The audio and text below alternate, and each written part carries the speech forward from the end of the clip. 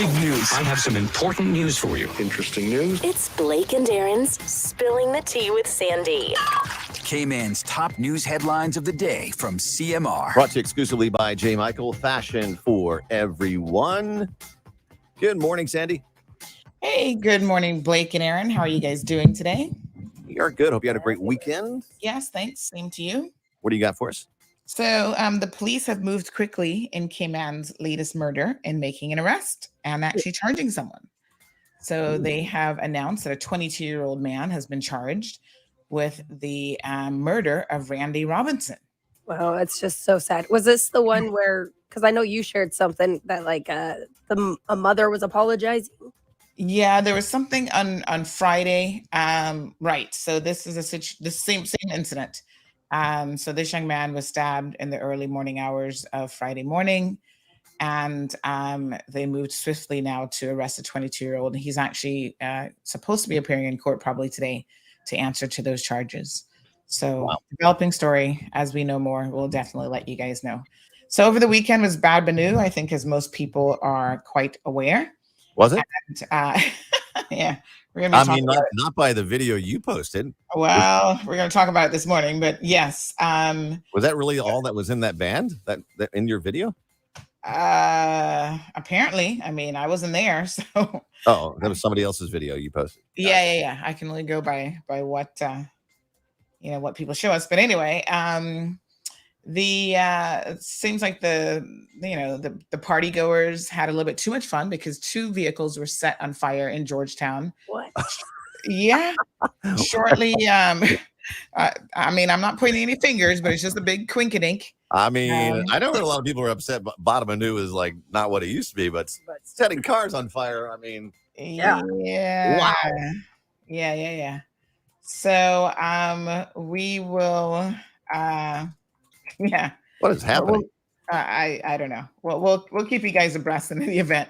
But yes, a Honda Fit and another vehicle were set ablaze in the shortly around the same time that the partygoers would have been ramping up in Georgetown. One less Honda Fit on the ice. That's one way to get rid of them. I mean, is there a insurance claim? Yeah.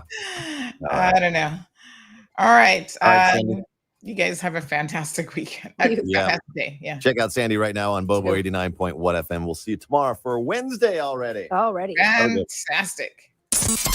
Bigger, better, bolder. The cold, hard truth is taking talk to the next level. Right here on Bobo 89.1 FM, Cayman's Community Radio. We are still spilling the tea. And committed to being part of the change that Cayman so desperately needs. Join Sandy Hill weekdays from 7:30 a.m. for Premier Access, Cayman Voices, Truthful Thursdays, and much more. Cayman's #1 talk show is now bigger, better, bolder, and more than talk. Getting results with hot topics, consumer reports, court exposés, and more. Come to set the record straight. I've come to shine the light on you. Let me introduce myself. I am the cold, hard truth. Now, from the CMR studio in Grand Cayman. Live. Direct. It's the cold, hard truth. Now. Join the conversation on 345-936-2626. That number again is 345-936-2626.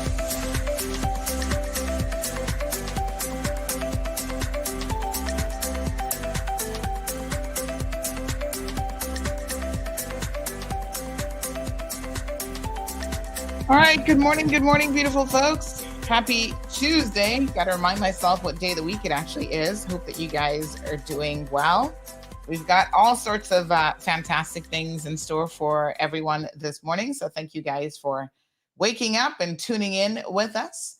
Wow, we got a full lineup. Of course, we're going to start off with Health City. It is Tuesday for Medical Rundown Tuesdays, and we're going to be talking about strokes. Oh, this one really kind of hits hard for me because I recently had a cousin that suffered a stroke. And I think we all feel like, you just never know.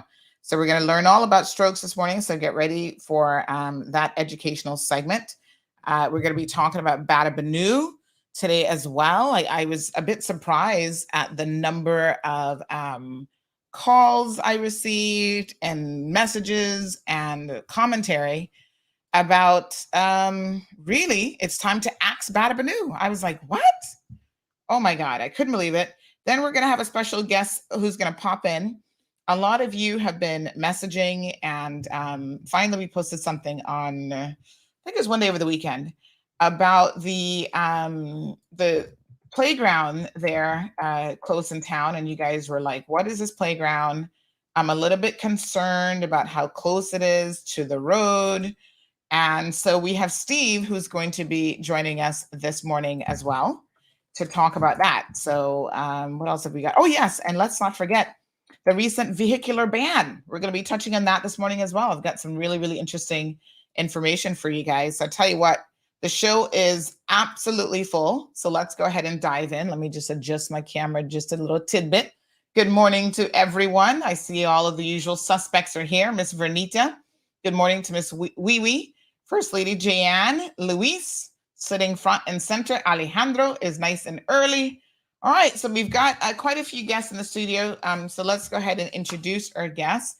So first of all, we've got Shamari Scott, who is the Chief Business Officer. He's no stranger to the program.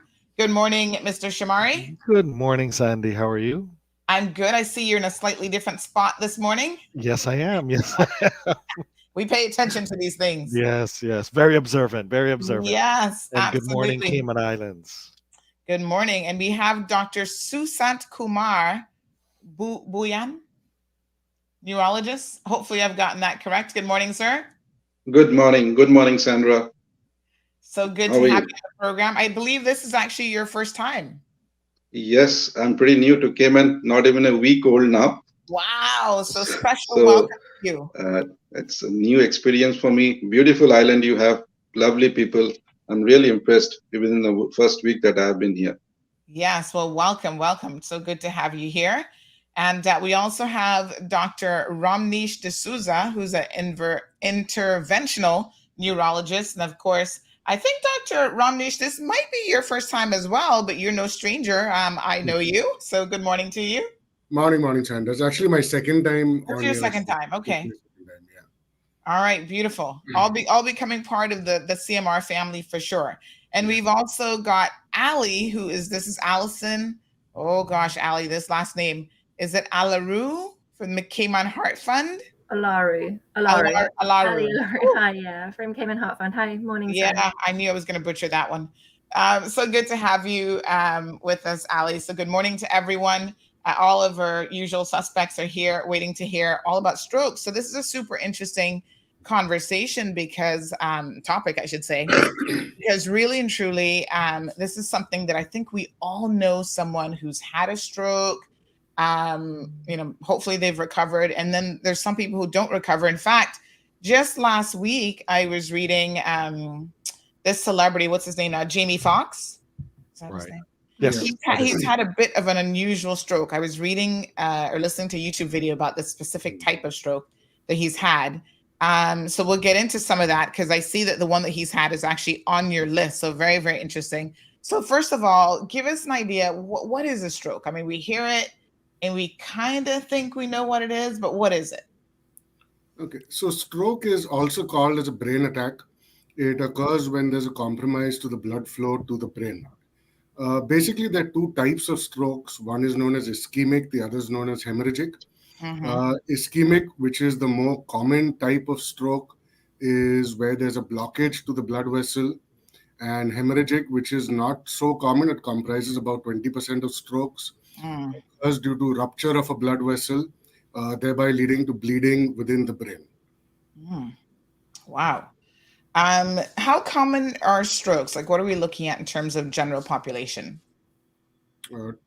Strokes are relatively, it is the leading cause of one of the leading causes of morbidity and mortality. If you look at it, as you age, the incidence of stroke goes up. So we are seeing more and more strokes in younger people as well. This is basically due to lifestyle, etc., where younger people are having strokes. Wow. And of course, we're going to talk about some of those factors here in just a second. And they're also different. You already mentioned some of the different types of strokes, but I mean, I find this so interesting, really and truly, because like I said, I feel like we all have had someone in our lives who've been impacted by this.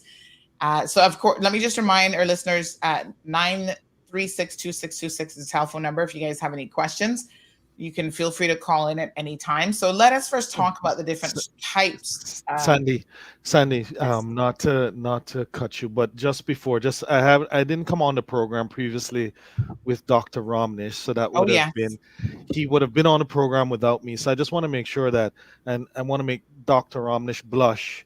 And just give an overview of who Dr. Romnish is.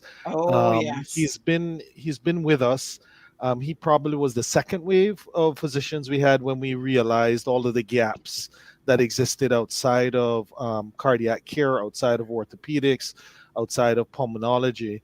And we understood that from a neurology perspective and an interventional neurology perspective, there was a major gap, both here in the Caribbean as well as here on island.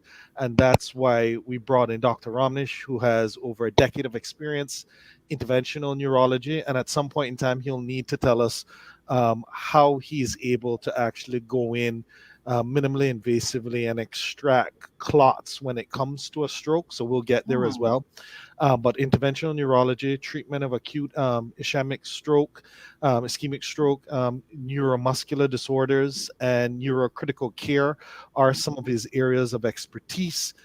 He's involved in over 1,000 neurointerventional and diagnostic procedures, such as carotid artery stenting, coiling for intracranial aneurysms and spinal vascular malformations, endovascular treatment in acute ischemic stroke as well.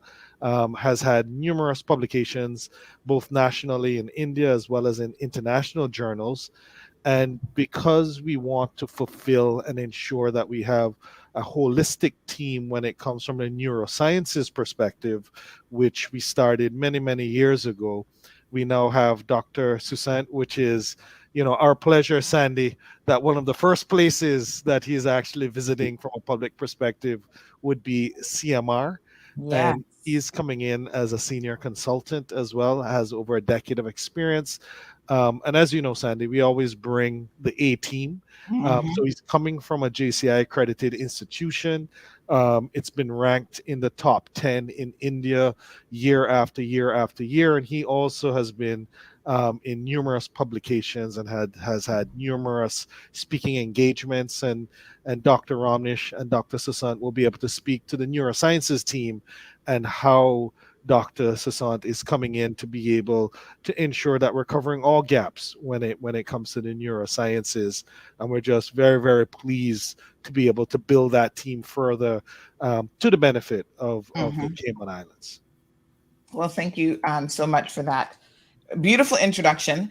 And I want to say too, in line with that, anyone who's listening to the program, sometimes you might see guests here, perhaps you make an appointment to go in and see one of the specialists at Health City. I do want to remind you that you can always go to their website. They have a very, very comprehensive website, and you can look up the specific physician perhaps that you have an appointment with, and you can see the years of experience that they have, the number of procedures that they've done. I was just looking here, Shamari, at the Health City website. I want to remind people what a wonderful resource this is so that you can all certainly take advantage of it. Let me just show you see, you go here, you can look at Dr. Romnish and others, and it'll tell you all about, number of procedures performed 700 plus, what his qualifications are, title or specialty, background. They've got professional highlights. Ooh, Dr. Romnish, it's a long list. Education and fellowship, special areas of interest, and then procedures as well performed. So 700 plus, I'm sure that's gone up probably since we put that on, definitely. And what's exciting, Sandy, is within the month we'll have our new website. that will be able Oh, to nice. actually show you that as well. So we've had this website Beautiful. for a while. It's done its job, and we're going to have our new website with all the bells and whistles coming Mhm. within the month. And you were also mentioning how you can get through to our physicians. You can also Mhm. download the Connect app on the Apple Store, and you can Mhm. actually live book your appointments with any of your physicians at both the East End and Camana Bay locations by going on the Connect app as well. So that's another way that Beautiful. you can actually reach out to Health City. Absolutely wonderful. All right, very good. So is Dr. Susant already on the website? I don't know if you guys might have added him. Dr. Susant is not on the website just Okay. as yet. He's only been here for a week. Yes. So we'll just have a few more days and then he'll be up in there in all of his glory. All right, being worked on, being worked on. All right, so folks, again, good morning to Miss Charlene, Marshall, Lizette, Olivia. Everybody's here this morning, usual suspects, of course, and all of our radio listeners who sit back and silently listen, as they always tell me. We're talking about strokes this morning, an extremely important topic. We know that, as Dr. Ramnesh has said, the prevalence of strokes means that we probably all have, known someone in our lifetime who has had to deal with one of these. So let's talk now about the different types of strokes that exist. So tell us a little bit about these two types here, doctors. Dr. Susant, you want? Yeah, so the stroke, like we had already discussed, is something which happens suddenly. It's like a lightning out of the blue. Mhm. Suddenly, you are one moment you are absolutely correct, righty, and next moment you can't either speak or can't move your limbs. Mm. So the two major types of stroke that we experience is one is called an ischemic stroke and another is a hemorrhagic stroke. Basically, Mhm. the end that the body experiences is the same in both the different types of stroke, but Mhm. the ischemic stroke is more common. Here, what happens is the clot blocks a blood vessel, which stops the blood supply to the brain. As a result, the brain tissue rapidly undergo damage. While Mm. in a hemorrhagic stroke, one of the blood vessels bursts, so the blood is released to the brain tissue, causing damage. Both of them can be catastrophic. Ischemic stroke has treatment of ischemic stroke has evolved rapidly. Now we have a lot of treatment options within the first 4 to 24 hours where we can reverse the effects of the clot. We have medical therapy as well as interventional therapy to address ischemic stroke, which is by far the most common type. Mhm. Mm. All right, very good. And when we talk about some of the different types of strokes, we know that there's some risk factors that physicians can really point to. So let's talk about what some of those are. So if we look at the risk factors, they can be like into two groups. One is modifiable, one is non-modifiable. Like some factors we cannot control, like age, race, or different other factors which are within our genetic buildup. The other factors that we should concentrate are modifiable or which we can control. The major Mhm. risk factors are like which are controllable are diabetes, hypertension, cholesterol levels. If you have any of this, then you should have a strict control because on the long term, these are major contributing factors which lead to a person developing stroke. Now, certain lifestyle issues like smoking, which are major risk factors, if you have this as one of, along with other risk factors, you should give up smoking. Strongly suggested. Alcohol in moderation, like, is also in large amounts is a big risk factors. Weight, obesity is a risk factors which can be modified. So we should work on things that we can control, like our diabetes and hypertension, and we have a strict control. And if you have any symptoms, it becomes very imperative that you have a good control on these modifiable risk factors. Mhm. Hmm. It seems like there's quite a bit here in terms of risk factors that we can do something about. Yeah.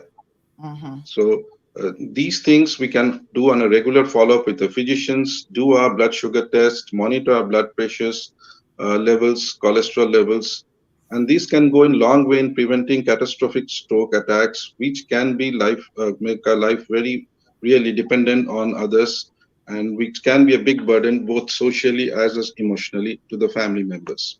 Mhm. Mm. We do have a question from one of our listeners, Alejandro. Good morning. Alejandro says, my mom had a stroke and was bedridden for about 3 years and developed sepsis before she passed away. How does that happen? So that basically happens because the patient is bedridden. They are prone to respiratory to infections of the lung. What happens is you do also have cases where you have what is known as micro aspiration. So normally how we would swallow our saliva, this does not happen in a patient who's had a stroke. It may be entering their lungs instead. These conditions can lead to sepsis. Also, because of the patient being bedridden, they are prone to bed sores, which are basically because of lying in the same position for a long time. The skin gets damaged, leading to infections, which again can lead to sepsis. Not particularly sure what kind of sepsis, particularly in this case, but yes, patients who have major strokes and are bedridden are prone to sepsis. Just unfortunately, one of the downsides, right, of being bedridden. Yes.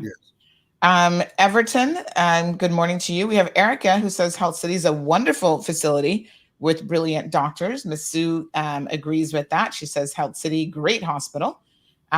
Bishop Blair, good morning to you. Bishop says, what a beautiful day to be alive. The Cayman Islands has been blessed with all of these providers available at Health City. Good job, Sandy. Good morning to Miss Barbara. Good morning to Mr. Amelia here, giving thanks as always. And Alejandro, thanks you for that answer. So we mentioned those 2 types of strokes, but there are actually a few other types as well. Can we go ahead and talk a little bit about those? Sure. So those would be more in the hemorrhagic stroke category. Hemorrhagic stroke, as Dr. Sushant had said, is when a blood vessel ruptures. The most common cause of a hemorrhagic stroke is uncontrolled blood pressure, but there are other types of hemorrhagic strokes. This is what we call as a subarachnoid hemorrhage. These are usually secondary to aneurysms or weakening in the blood vessel wall. Other conditions which can cause bleeding is what is known as AVMs, an abnormality within the vasculature of the brain, which again leads to bleeding within the brain. So even though hemorrhagic strokes do contribute for just 20% of strokes, they need to be thoroughly evaluated before they just said that they are hypertensive. We need to rule out other causes for the bleed or the hemorrhagic stroke. Wow. And you mentioned uncontrolled blood pressure. And of course, this is when we talk about some of the potential, risk factors. This is definitely at the top of the list. It's called the silent killer, I suppose, for a reason, because you can have high blood pressure and there can be zero signs that you have it. Absolutely. That's pretty scary. Yeah. So is there certain, because you mentioned that more and more individuals at a younger age are now having strokes. That it used to be that it was kind of associated with being a senior, and that's no longer the case. So what's happening in our general population that is causing the increase in younger people to have strokes? So this again goes back to the modifiable risk factors Dr. Sushant spoke about. So lifestyle is playing a major role, not just with stroke, but even coronary heart disease or heart attacks. So when I say lifestyle, it means obesity, the excessive consumption of alcohol, smoking, not looking after risk factors like high blood pressure, diabetes, and all of this, if managed properly, can prevent not just strokes, but any vascular event from taking place. I'd just like to add in yes. the major one. What I feel is that present lifestyle, the stress that we are exposing our body to in the day-to-day life, both physically and mentally, I think it's a big factor contributing not only to stroke, other diseases like cardiac conditions and all. So stress, I believe, is a major silent factor which is underplaying in all the medical conditions, aggravating at a much younger age that we are seeing today. Okay. All right. Very, very good. So we've talked about some of the risk factors, folks. Again, if you have any questions, don't hesitate to call in. This is your opportunity to speak directly with the experts this morning. What symptoms are we looking at? So how does someone know that they're actually having a stroke? And I know that strokes can present themselves in slightly different ways. My cousin that I was talking about, who recently was at your facility after having had a stroke, she said that she wasn't the one who actually realized that she was having a stroke, which is so interesting because, you kind of think you'd know if you were having one, but apparently not. But there could be some symptoms that you might notice. Yes. So the easiest way to recognize symptoms of a stroke is any onset of any new symptoms, which could be sudden onset of numbness or weakness of one side of the body, difficulty in speech, word finding difficulty, double vision, blurring of vision, difficulty in walking. So these are the symptoms. So any onset of any new neurological symptoms should be considered for stroke. The best way to remember this is the acronym BFAST, where the letter B stands for balance, E stands for eyes, F stands for face, A for arms, S for speech, and T for time to call 911. So what that basically means is if you have an acute onset of difficulty in maintaining balance or walking, if you develop any kind of new eye symptoms, that could be loss of vision in the eye, double vision, blurring of vision. If you notice that someone's face has become droopy to one side, if you ask them to hold out their arms and they're not able to hold it out straight and one arm tends to drop, and finally speech, again slurring of speech, inability to speak, inability to understand what is told to the patient, then it comes to T, which is time to call 911 or get to the nearest hospital as soon as possible. Yes, indeed. I was kind of just checking with her to see if she might have been listening to the program this morning because in her case, she actually went, I can't remember exactly what she said was going on, but again, she didn't pick it up and she went to a physician, and when they saw what was going on with her, I think it was something actually related to her vision, but again, she didn't associate it with anything being that serious. They said, we need to get you to, emergency care right away. And of course, they sent her to Health City. So pretty scary stuff. But the earlier you can recognize the symptoms and get treatment, the better. I think there's a recovery rate if you can get to the facility within the first hour. That is amazing. Is that correct? So that is true. The sooner we intervene, the better it is, the less neurons which will get damaged. Stroke treatment has undergone a major revolution. Till about 1996, there was no actual treatment for these kind of ischemic strokes. They then came out with a treatment known as a clot buster. This was given intravenously in patients who presented within 3 to 4.5 hours of the symptoms of stroke.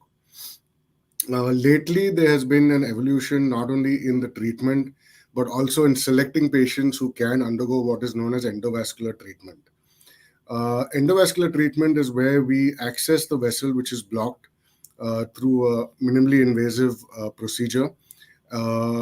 We access the vessel and we recanalize that blood vessel, restoring flow to the damaged area of the brain. Initially, the window period for this was 6 hours. Gradually, it has increased now up to 24 hours. We also have now software which helps us select patients who reach late who may still benefit from this endovascular treatment. Wow. All right. So it's good to hear that there are now some treatments available. So the most important thing, of course, here we see is trying to restore blood flow to the brain as quickly as possible. Yes. Yeah. And what sort of medications are normally prescribed for individuals who've had a stroke? So in the acute phase, if the patient reaches us within the window period of 3 to 4.5 hours, we give a clot buster known as a tissue plasminogen activator. This is given intravenously. Some institutes also use a medication known as tenecteplase, which is also a clot buster to dissolve the clot. Patients coming after 4.5 hours, they are the ones who would be considered for endovascular treatment. So again, as I said, we go into the blood vessel which is blocked, try to recanalize it. Sometimes we administer the clot buster directly into the vessel which is blocked as well, rather than giving it intravenously, just to improve the perfusion. Okay. We do have Allie who's here from the Cayman Heart Fund. Good morning, Allie. I know that the role that your organization plays in heart health, which is also part of, strokes and not just heart attacks, but, they kind of go together in a lot of instances, is such an important role. You guys have educated a lot of the community here about trying to make sure that they know what their risk factors are and trying to mitigate those risk factors as much as possible. Can you tell us a little bit, maybe some people have not heard of the Cayman Heart Fund, exactly what it is that you guys do and a bit about your organization? Yeah, sure, Sandy. I'm sure there's a lot of people listening that are wondering why the Cayman Heart Fund are here talking about stroke, but we're the national cardiovascular charity. So stroke is a cardiovascular condition, much the same as heart disease. So we support people in the community with stroke, just as we do with heart conditions. And I'm really grateful to Health City to inviting me on the show this morning to make people aware of that, because I think a lot of people aren't. The Heart Fund as a charity has 3 tenets: educate, influence, and support. So, for example, this morning, educating people about their risk factors, because what we'd like to do is prevent strokes from taking place in the first instance. So if people know their numbers, if they know whether they've got high blood pressure or some of the risk factors, they're less likely, they can modify those lifestyle factors and are less likely to suffer the effects of stroke. So we would encourage people to see their physicians if they can and be aware of their health and be able to take steps so that they don't have stroke. Obviously, insurance is a part of that, the ability to see a physician. So the Heart Fund is here. We do free health screenings in the community. So if people follow us on social media, they'll find out when our next health checks are, and they can come along and get checked for their blood pressure, get their blood tested and know those numbers. And any other health screenings take place by lots of organizations on Ireland, like Rotary. And we would publicize that on our social media as well. So education is a huge part of what we do, obviously influencing policy changes to try and keep the nation healthy. And we also have support systems there as well. So if people in the community have suffered stroke, they can contact us for assistance. All right, we do have a caller who's joining the program. Good morning, caller, and welcome to the Cold Hard Truth and Tuesday's Medical Rundown. Hello? I just plugged it back in. Give me 1 second here, caller. Let me try that again. See if we can pick you up. Morning, caller. Morning. Yeah, there you go. Yes, good morning. Okay. Morning. Along the lines of, or I should say, in the interest of seeking practical comprehension about prevention, one of your guests used the phrase excessive alcohol. I wonder if he could parse that language a little more for the public. What I get when I hear him say that is excessive sugar in any form, not just alcohol. Okay. Question. Yes, thank you, caller.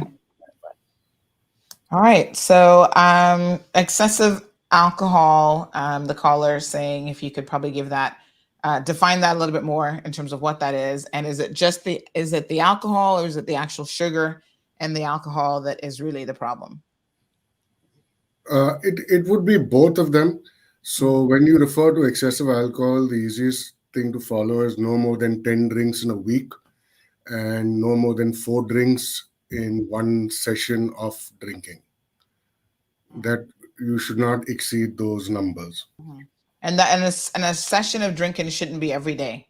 Exactly. So that's why 10 drinks in a week. 10 drinks in a week and or no more than 4 drinks. We've all seen those pictures of the glass wine, which gets bigger and bigger. Yes. Yes. Yeah, there's one that's floating around on social media at the moment. Exactly. Yeah. It says that my husband or my doctor, it kind of changes. Says I must only have 1 glass of wine a day or whatever. But they pour out the bottle and the glass is like the entire bottle. So exactly. That's still excessive. Yes. Ali, thank you so much for telling us a bit about what the Cayman Heart Fund does. I had the opportunity, I think it might have been oh gosh, was that last year already? Time flies so quickly. To attend your annual fundraising luncheon, and it was really, really amazing to see people there who have been impacted by, heart attacks and strokes, and there were some people who were young, and I looked at them and I thought, how on earth is this possible? But of course, they might have had some risk factors that they were potentially ignoring and just didn't know anything about. There was the one young lady in particular, Darlene, I think is her name. Daphne. Daphne, sorry. Yeah. And I mean, I look at her, she's a young mom, she looks vibrant, and I was a bit surprised to hear that she had, was it an actual stroke in her case? Yeah, she's one of our stroke survivors. So the Heart Fund recognizes every year or every other year, partly because of COVID, we've not done it every year for the last few years, our heart heroes and our stroke survivors. And those people play a really important role in educating the community and how to look out for the signs, because I think using real experiences of real people who've suffered these conditions can be a great educational tool and a great wake-up call for people that it can happen to everyone, to anyone. And like you said, blood pressure is the silent killer. You could almost use that description for heart attack and stroke as well. Is it really comes out of the blue. It's not like going and getting a diagnosis and knowing that you've got a long journey ahead of you towards an end path. It very much comes out of the blue. So having those stories, sharing those stories of survivors, and Health City does a really good job of it as well. I've seen their testimonials on their website and Facebook pages of people who've survived. And the Heart Fund's always looking for people to be nominated as heart heroes and stroke survivors. So if you know somebody that you think would be willing to share their story, we would love to hear from them. Yes.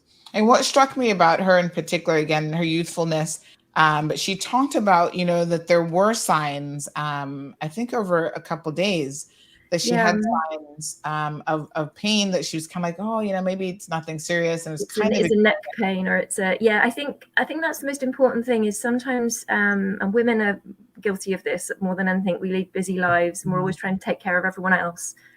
We can sometimes ignore those symptoms and think, I'm just tired, I'm just exhausted, I need to lie down. And honestly, that's almost the worst thing that you can do. And I'm not a medical professional, so I'm not going to speak out of place, but seek help from a physician, get an opinion, because those symptoms, they might seem innocuous, but they are actually quite serious.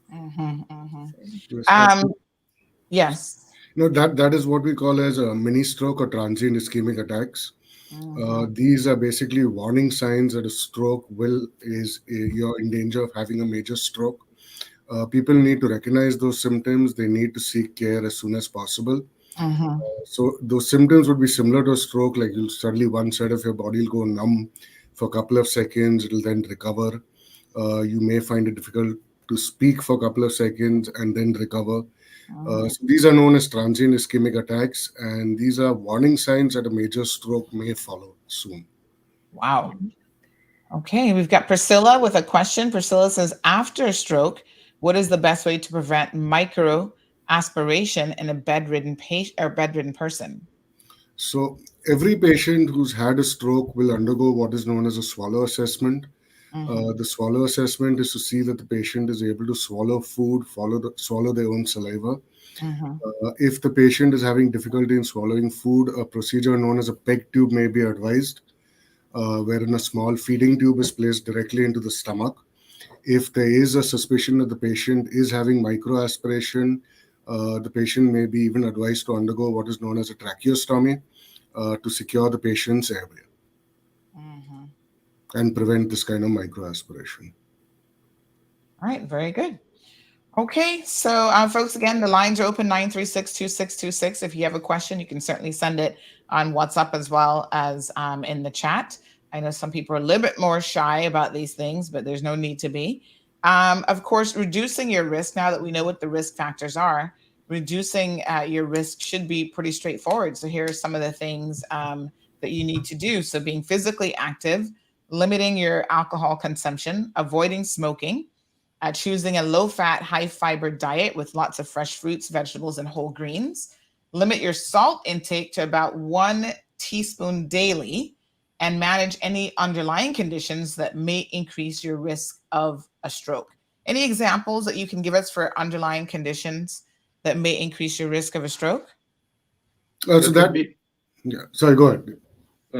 That would be your diabetes or your hypertension, your cholesterol levels, any cardiac conditions, especially any disease of the cardiac valves or in the disease in the cardiac rhythm where the heartbeat is not regular, it's beating fast at times, it's slow at times. These give rise to clots in patients and which can migrate to the brain and cause stroke. So all this disease should be managed medically by these specialties. You can consult an endocrinologist or a cardiologist if you have an underlying condition like this and take proper medications for this. Because if these are in check, the chances of stroke happening are reduced quite significantly. And we want to remind people that obviously death is one of the things that can happen as a result of stroke, but a lot of stroke victims may not die. They may have other debilitating, symptoms.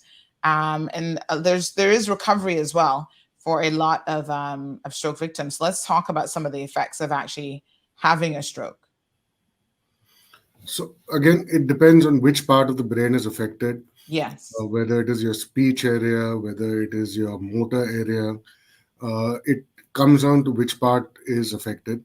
There is recovery after stroke. So, and the maximum recovery occurs in the first 3 months following a stroke, which is why it is very important that the patient undergoes a vigorous physiotherapy and rehabilitation program, speech therapy and occupational therapy as well.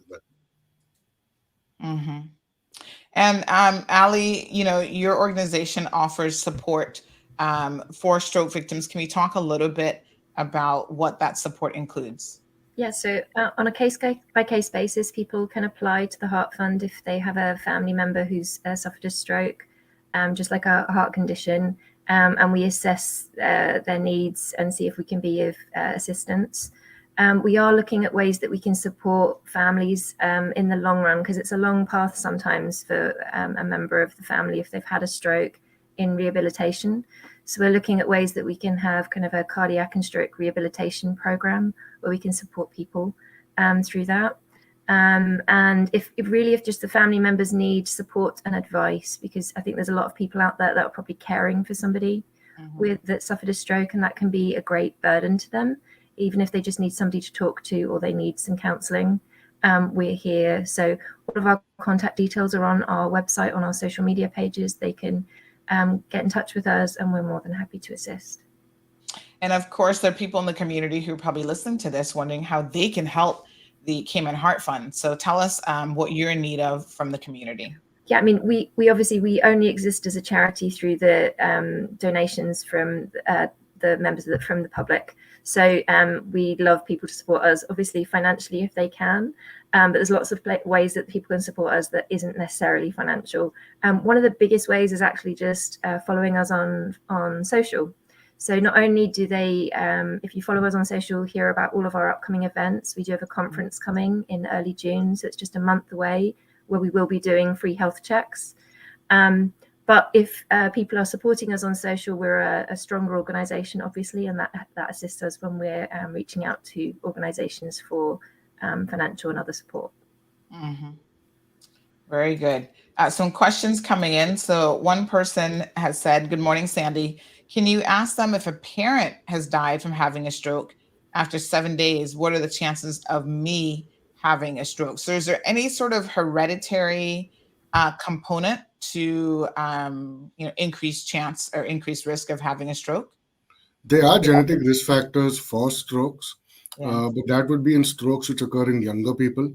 So in general, we divided a stroke in young, which is generally 45 years and younger, where we would strongly suspect something genetic going on. But no, not all patients, because their parents have suffered a stroke, are at an increased risk of stroke. They need to follow the regular guidelines of controlling blood pressure, diabetes, exercising, alcohol intake, regulation, that kind of thing. Yes. And Gina has a question. She says, so diagnosis of inappropriate sinus, is that tachycardia? Tachycardia or POTS. No, I think what Dr. Sushant was referring to is atrial fibrillation, It has nothing to do with sinus tachycardia or POTS. So atrial fibrillation is an irregular heartbeat which patients have, which predisposes them to form clots within the heart. These clots can then embolize, causing strokes. So it's not to do with POTS, no. Okay, very good. Thanks for the clarification. Another listener to the program says, does Health City test for, is it ApoB size and quantity regarding cholesterol? Yeah, we do that. We do an extended lipid profile. I think it means apolipoprotein. Yes. So we do those tests. Yes. Okay. All right, folks. Again, we're speaking with Health City this morning, learning all about strokes. We're going to talk to Shamari here now as well, because of course we know that Health City is always keen to make sure that they're ahead of the game when it comes to anything that has to do with the world of healthcare.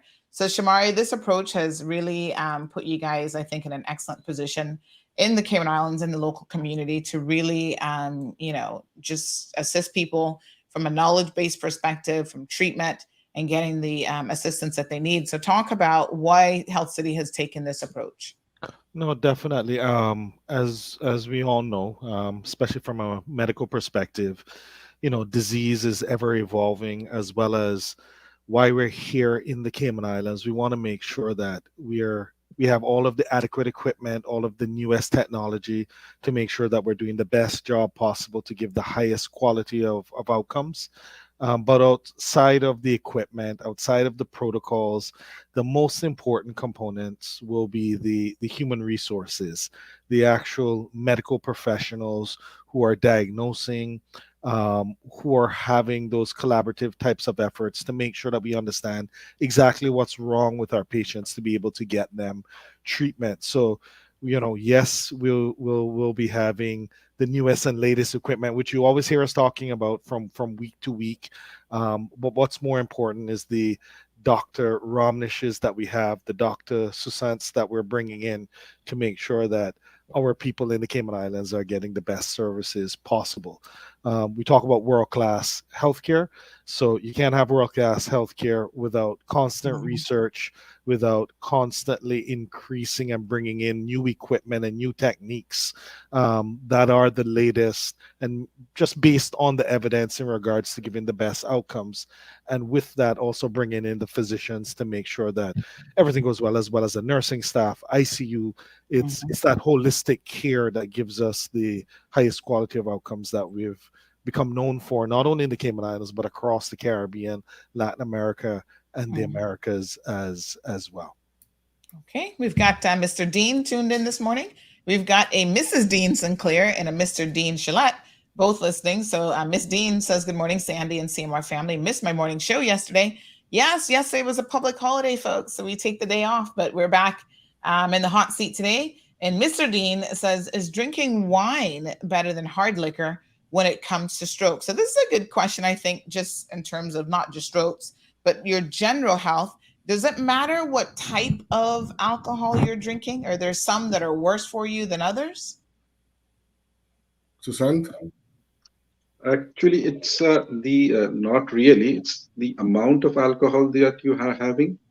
And if you're binging on alcohol, that is really bad. And that is a bigger risk factors.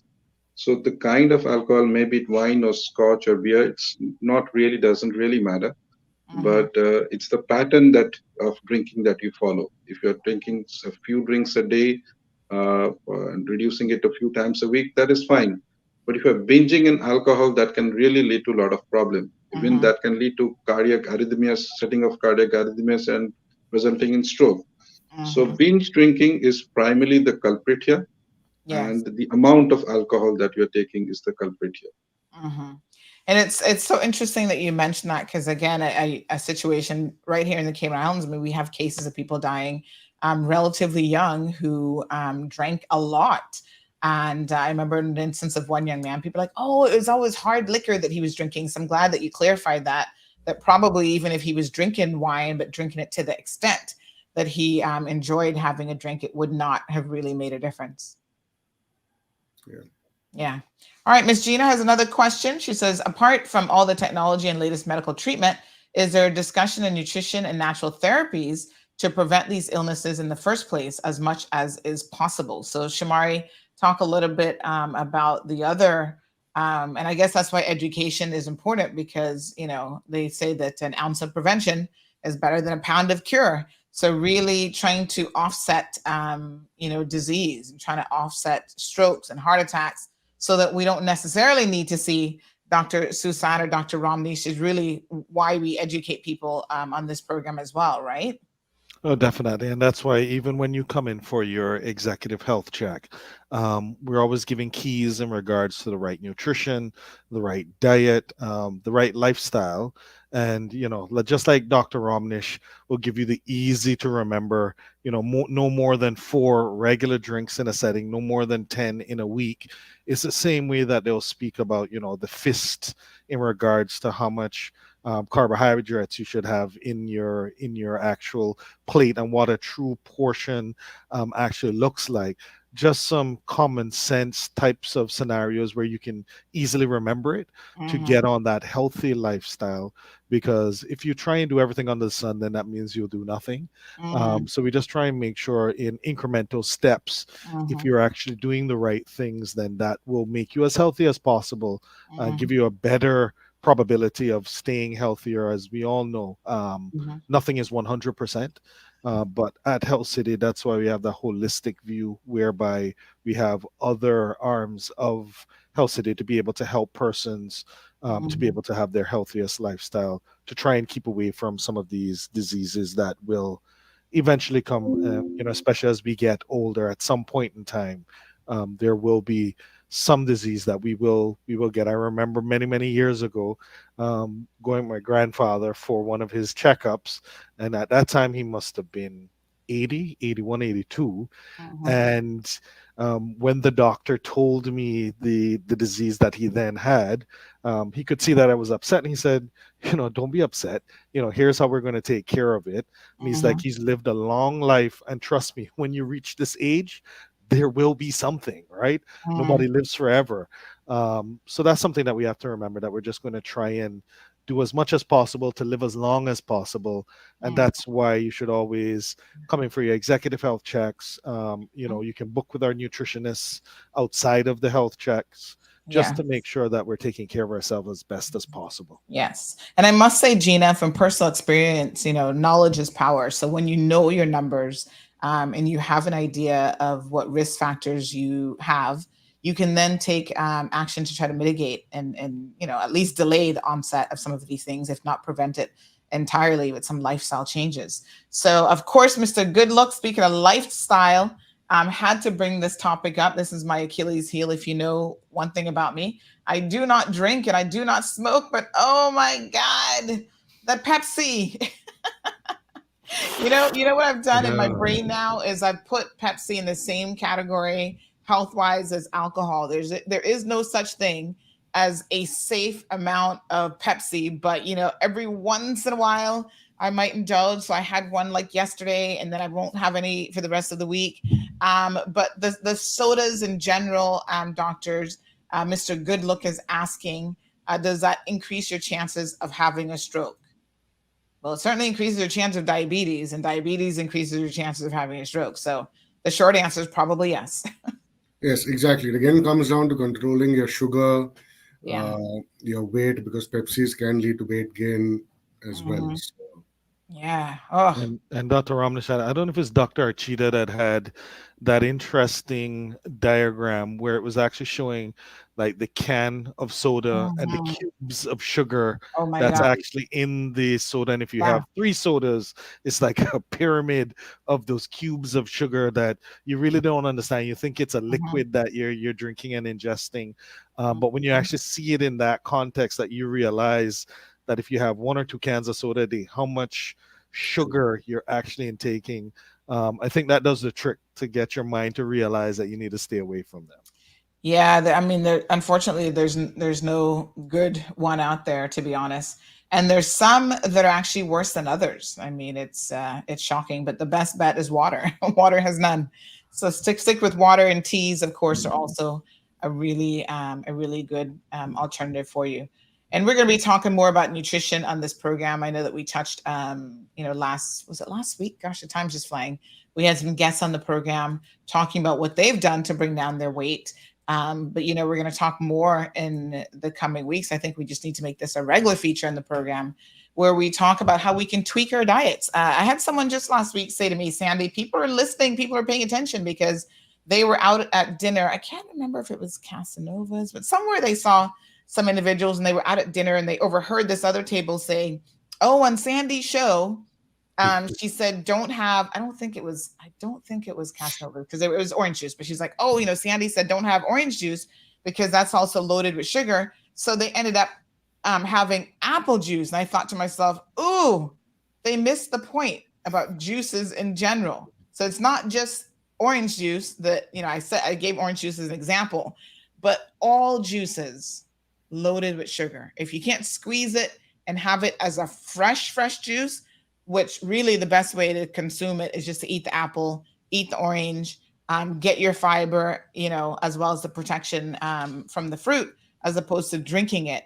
But any juice that you're going to pick up elsewhere, unless it's hand squeeze, fresh squeeze, is the problem. So it doesn't matter if it's apple juice, orange juice, whatever other juices are out there, try to stay away from those as much as possible. Everton has an excellent question about diet sodas because some people actually think that a diet soda is better for you. But Everton, I can tell you the research does not support that position at all.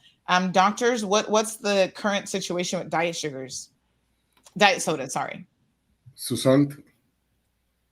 Actually, the chemical sweetener they use has been implicated in a lot of medical disorders. So it is actually not advisable to have diet soda. It's not something which can, as a preference, or like you can say that, oh, this is good, and we can have it rather than having a normal soda. So the chemicals used have been implicated, and it would be again advisable to take diet soda. I would rather prefer a normal soda once in a while rather than a diet soda. Yep. All right. Denny's sharing a link for everyone to read about core resource on alcohol. So thank you, Denny. Strong Will says, good morning, Sandy. Hope all is well. I have a terrible stomach problem. Can you ask the doctors who can I see about my stomach? I need to see a good specialist. So this sounds like an internal medicine or gastrointestinal issue, perhaps. Who could he come in or make an appointment to see? Dr. Sunil, I think Dr. Sunil or Dr. Cyril would be the best to start with. And then they would decide if he needs any other doctor to have a look at him. All right. So start there. Give us the contact details again, Shamari. Maybe next week we need to go over the app to show people how to use the app because I think that would be fantastic. But in the meantime, they can contact you by phone or email. That's right, 640-4040 or info@healthcity.ky. And just exactly what he would have said, you put that in the email and we'll make sure the right patient care rep reaches out to get that appointment for him, or you can call and we'll do the same. So either way, we'll be able to get him to see the right physician. All right, Miss First Lady Jan says she is sticking to water. That is your best bet. Vicky says when someone is grinding their, I think there's a word missing there. Is it teeth? Most likely. Not sure, but most likely. Is that a sign of a stroke? Well, that can be TMJ. That could be a number of different things, right? So stroke would be something acute. It would be sudden. So someone has been grinding their teeth for a while, as you said, it's probably TMJ or something else. But it should be something new and acute, which has happened. Okay. So in other words, something you've not had before and the onset, it's sudden. Yeah. Miss Iva, good morning. She says she's late for class, but she's here. Paul says, what about zero sugar sodas?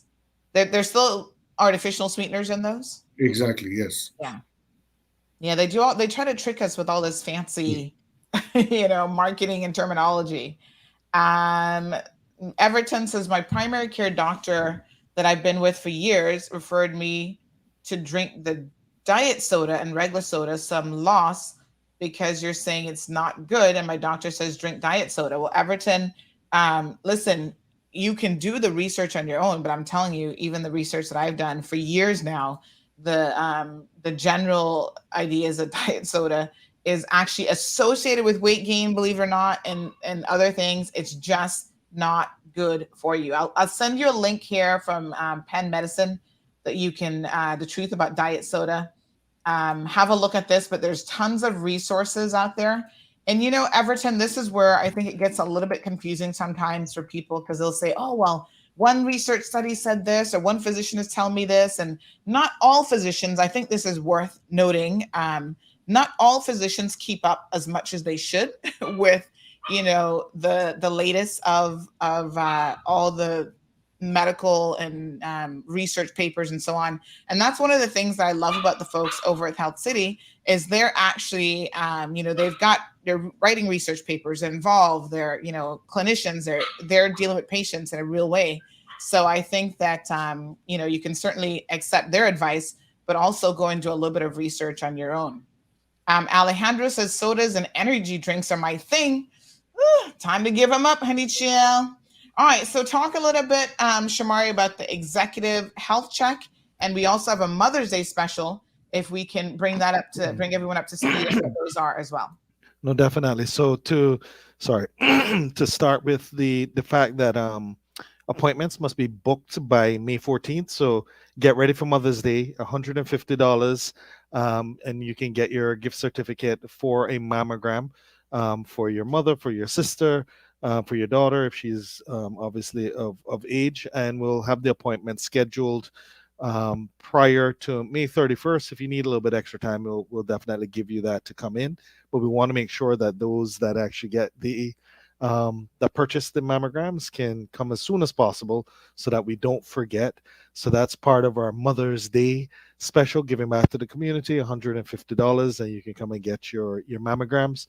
And as always, with the executive health check, definitely give us a call if you want to come in. We had a promotion for our year 9 of being in existence in the Cayman Islands that has since subsided. However, for affordable prices, mostly within your wellness check benefits, for the most part, you would be able to afford the executive health check to come in and get that as well. You should have, if you haven't had it, you should have it at least once a year. And then after you have it, then your physician will let you know the increments depending on your numbers of when you should come back. So as always, Sandy, looking to give back to the community, get as many screenings as possible. We're in the community within different districts, working through charitable organizations as well as churches to have as many screenings as possible for free across the various cancer disease profiles to make sure that we're, one, making sure that people are healthy, but two, if we do catch something, we're trying to catch it at the early stages, because if we catch cancers within stage 1, for the most part, you're 95% probability of living for the 5-year mark, which is the first indicator of success when it comes to cancer. Wonderful. Now, Sarah is asking about the executive health check. Now, I do know that throughout the year you have specials on those. Do you have any specials coming up? Well, we already are priced pretty affordably. So $6.99 US is for the basic package, and then if you want add-ons and such, we can give you those add-ons as well. But the basic package is $6.99 US. Yes, and Sarah, I can tell you from personal experience, you're going to get prodded and probed in every way, but you're going to walk around with a comprehensive package, knowing all of your numbers. I did a couple add-on packages, including the women's package. And, I'm glad that I did, because it really told me where I need to, have a look at some stuff. Now, she's saying that $6.99 is not affordable. Of course, your insurance will cover some of that as far as wellness, and if you haven't used up any of your wellness. And just to give you an example, the type of package that we're offering for $6.99 would be $3,000 or higher in like institutions in the US as an example. That sounds affordable by comparison. Yes. All right. So Erica says energy drinks are just as bad as sodas as they increase the heart rate. Correct me if I'm wrong. So is there any real benefit to drinking energy drinks? No, absolutely not. It's again because of the caffeine in the energy drinks, which causes the heart rate to go up. So, as you said, Sandra, water is the best. Mm-hmm. Yep. Okay. Everton has another question about eating ice cream. Oh my gosh, Everton. Don't we all love a nice bowl of ice cream? But I think everything in moderation, right? So no one's saying that you can never eat ice cream ever again. But if you're eating ice cream with every meal or ice cream 3-4 times a week, that's probably an overindulgence. So it's really a matter of cutting back on the things that you know are not really good for you. Nobody's going to tell you that ice cream is good for you, Everton. But, a little bit here and there, you'll be all right. Yeah. And depends on your numbers. If you're diabetic, not diabetic. Yes. Yeah. Because you want to be more careful if you already have pre-existing conditions. Well, thank you so much for coming on the program. We really appreciate having you guys here today. Dr. Suant, this is your first time again. Welcome to the Cayman Islands. And of course, welcome Thank you. to Cayman Mall Road. It's such a pleasure having you in the program. And as always, Dr. Ramneesh, it's good to see you again. Ali, thank you. And Shamari, thank you so much for putting this amazing program together every single week. You and your entire team really do a fantastic job.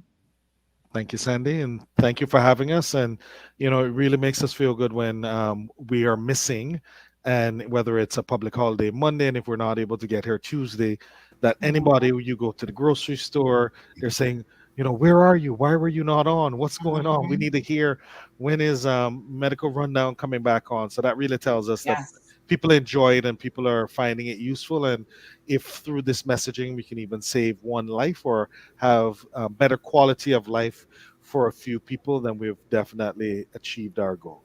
Mm-hmm. Absolutely. Thank you so much again. All right, folks. Really, really tickled pink. Every single Tuesday, we have Medical Rundown Tuesdays here with Health City. We appreciate our guests coming onto the program. We're going to go ahead and switch gears a little bit this morning. And I have a real surprise for you guys. You're not going to believe this. And I think you guys just need to have a seat and be ready, because this is amazing, unexpected. Now we've got a guest that's going to be joining us in about 10 minutes or so. We also have some regiment footage, but hold on now. I want you guys to stay tuned for this. Hold on.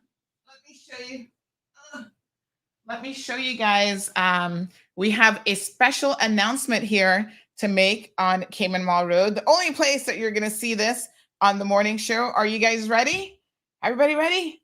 Let me see by show of hands who's ready. Natasha's in the house. Alejandro's ready. Everton, Miss Sue. Where's Debbie and my other suspects? Look at this. Oh my goodness. Who is this? This is the latest member of Cayman Mall Road, of the Hill family. This is Zeus. Look at Zeus. Is he not beautiful? Look at little Zeus. Say good morning. Good morning. Now, you guys know that we were we were actually going to be bringing in a dog from Jamaica, but honey chill. It's a little bit challenging to bring in a dog from Jamaica these days. Apparently, the whole island of Jamaica ran out of rabies vaccines, which is so crazy. So we ended up this weekend kind of making an impromptu. We saw little Zeus, and we made an impromptu decision to add him to the family. So last night, he spent with us. And he's getting used to things around here to see how things run and how things are operating. And of course, like all pack animals, he loves company. So already this morning, he's like, I want to sit by your foot. I don't want to move. So this is little Zeus. He is so cute. Say good morning, everybody. So good morning, Cayman Mall Road family and friends. Say hi. You want to get in front of the mic? Say woof, woof. All right. So that's him. So if you hear barking in the background, and our forthcoming shows, this is why, because we got little Zeus in the house. So cute and so adorable. Zeus is 12 weeks old. We're going to get him sorted out this week with all of his good stuff. Yes, little Zeus. Got to get him potty trained in a hurry. So we're going to do crate training. What else we got for you, Zeus? Zeus has a bed already. Oh, isn't he just adorable? Look at little Zeus. Say hello, everybody. So as you guys know, I am an animal lover. I love dogs particularly. And so a house is really not a home without a pet in it. And I can tell you, that we're so happy to have added Zeus. Say hi. Say, my mommy says I have to hurry up and get potty trained though, because she's not used to picking up poop all over the place anymore. So somebody messaged me this morning. They said, girl, when were you sleeping last night? I saw you messaging 12 something in the morning, then 5 o'clock in the morning. You're not getting enough sleep. And I said, well, for probably the next couple of weeks, I'm going to get even less, because having a new dog is like having a new baby when they're this age, because child, they're going to keep you up at night. So he didn't sleep all night. He got up a couple times, and I could hear him shuffling around and making all kind of noise and stuff like that. So he's just a growing little boy. So he's going to soon get all settled into a nice little routine. So thank you, Miss Sue. Miss Charlene. Erica says you're so adorable. Sandra. Alejandra's wondering if he's going to be on the show regularly. Seems obedient. He's been quiet all this time. He was actually barking a little bit earlier when Miss Stacy kind of locked him out of a room because he likes to be around people. And of course, that's understandable. He's in a new home, new environment. So of course, he's like, I don't really know yet what's going on. So of course, I'm going to be like, I need company. You know, they are pack animals, so they love to be around people. And he seems very attached to me already. He does seem to enjoy my company. So Debbie says, I want him. Aw. Alejandra says, man, I thought you were bringing out a gun from the regiment. Oh, my goodness. Gina says, adorable. And he has a very nice temperament. I mean, so far, he is adorable. Daisy, say hi, Daisy. K-Man Coco says, OMG. So yeah, I'm going to put him back down. He's just going to lie here. He's got a really, really nice temperament. So cutie patootie. Yes, that's Zeus.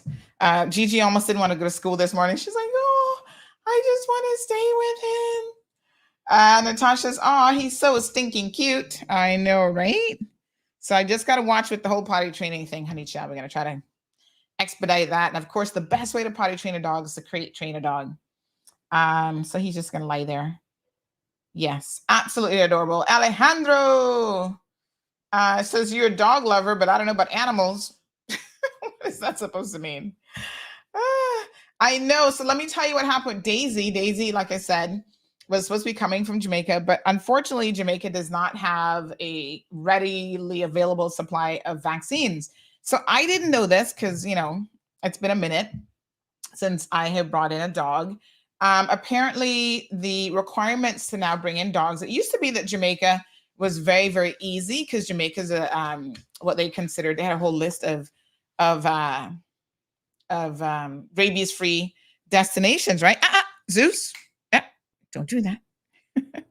And so it used to be pretty easy to bring in dogs from Jamaica. It looks like here things have changed.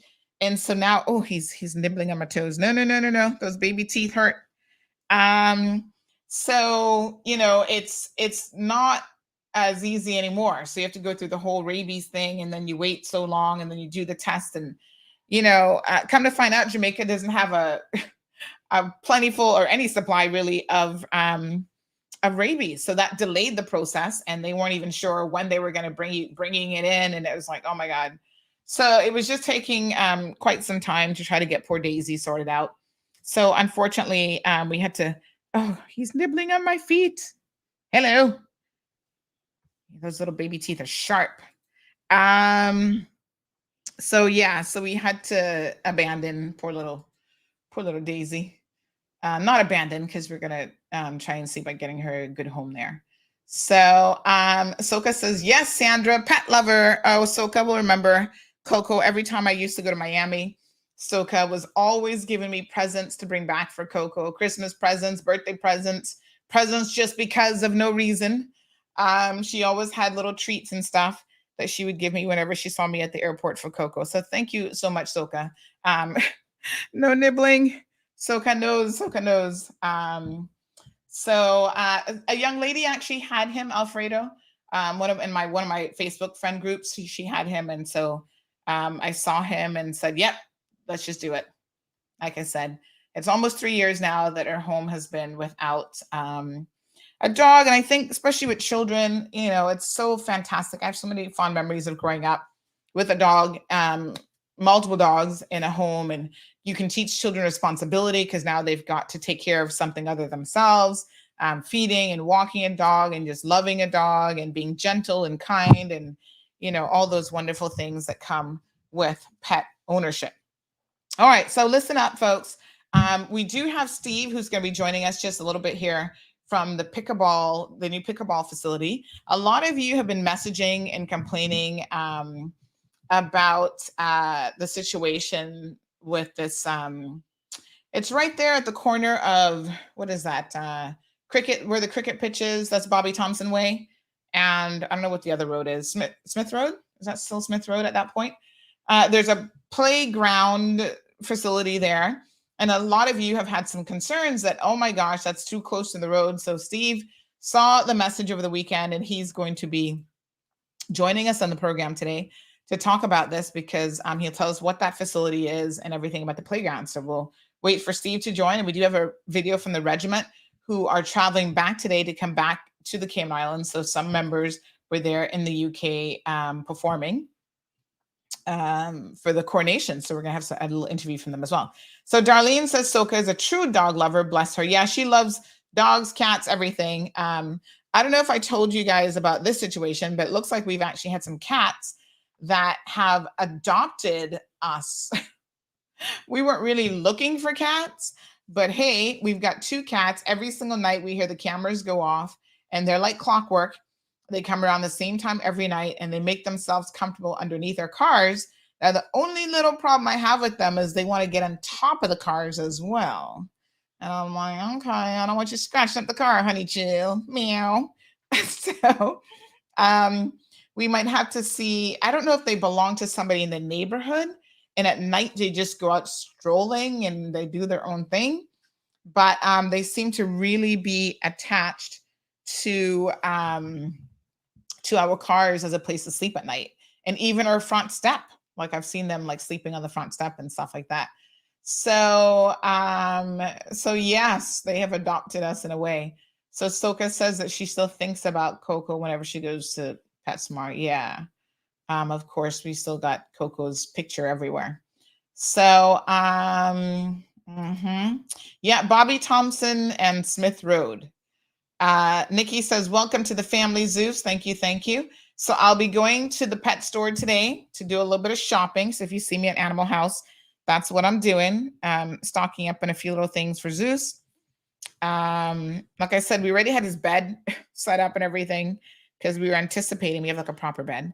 We were anticipating adding Daisy to the family. But now I've got to get a few little things for Zeus. And, male and female dogs are different kind of ways. And so my husband was like, at first he's like, I thought we were going to get a female dog. And I'm like, you seem like you enjoy being outnumbered around here. Is that like a thing? But, at the end of the day, your heart just melts with any of them. So little Zeus is here. So, of course, be a responsible pet owner. As soon as little Zeus, his little gonads drop, we will be fixing him. So don't be asking me no foolish questions about whether or not, oh, can I get some babies? I'm like, no. Coco was such a beauty. She was actually a really beautiful dog. She had a great temperament and stuff as well. And I always remember people used to walk up to me and said, oh, she's so pretty. I've got a dog. Can I breed? And I was like, no, she's fixed. Leave my dog alone. Okay. Right? Even Zeus is like, yes, barking in agreement. Yes, that's right, Zeus. You tell him. Say there won't be any of that going on around here. Okay, so cats always sleep on the top of my car. I never saw scratches, Soka. Sharon says they really put scratches on your car. We might have to. Oh, Zeus, don't bite my feet. All right, so we've got Steve, who is joining us this morning. Good morning, Steve. Hey, good morning, Sandy. How are you? I'm good. How are you? Doing well. Is that some pickleballing in the background? Of course. Oh my gosh, I love it. So I know some of our listeners to the program have heard me talk about pickleball before. I only recently discovered pickleball, and then I was shocked to find out that it's been around forever. And I'm like, where have I been? yeah, it really had a pretty big surge around COVID. People just looking to get out and do something, learn something quick and get out on the courts and outside. So, but yeah, it's been around since 1965. Yeah, sorry. So it's amazing. It's a fantastic sport. I mean, I want to get out there and learn it more and play more. I love racket sports in general. So I love tennis and squash. And, for me, pickleball is just a lot of fun.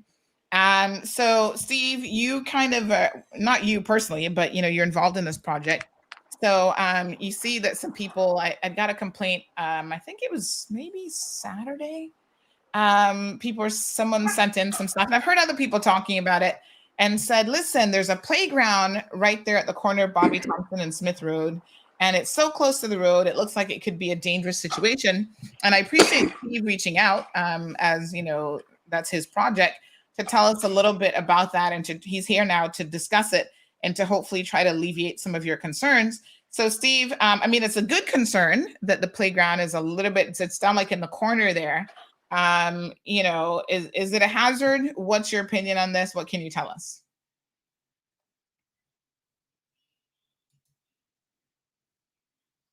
Uh-oh. Did we lose you in the connection there, Steve? Oh boy, that Wi-Fi might have dipped out a little bit. Okay, there we go. Sorry about that.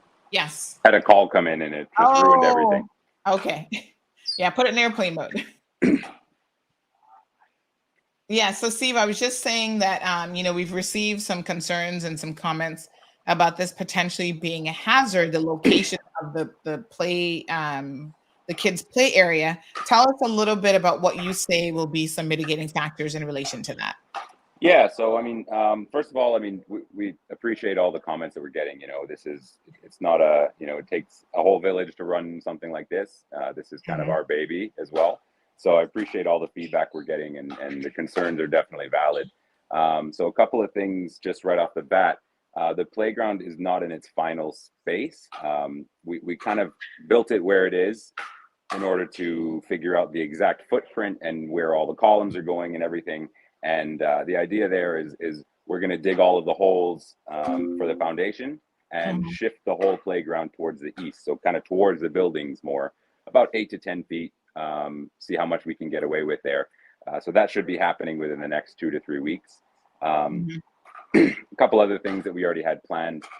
We will have a fence surrounding the entire playground on the inside of the hedge that everybody can see on the perimeter. And that's just kind of to prevent, the little escape artists from, wandering off into some dangerous areas. So the playground itself will be fenced in, and there'll be a gate that's, a single entry exit gate that is kind of towards the building side. So any kids leaving or entering the playground will be in view of, the restaurant and parents that may be sitting nearby, et cetera. And we're also planning to put in some sunken concrete bollards. They'll be double steel reinforced. We kind of did think some of these things through. In addition to that, we've been talking with NRA to include a crash barrier on that corner. Not even just for the playground. It's just a good idea to have those kind of barriers along the 3-lane highways, really. So you'd notice them along Linford Pearson, along the curves. So we're kind of just trying to engage them and get them involved to, just make all the corners safer that are along the highways.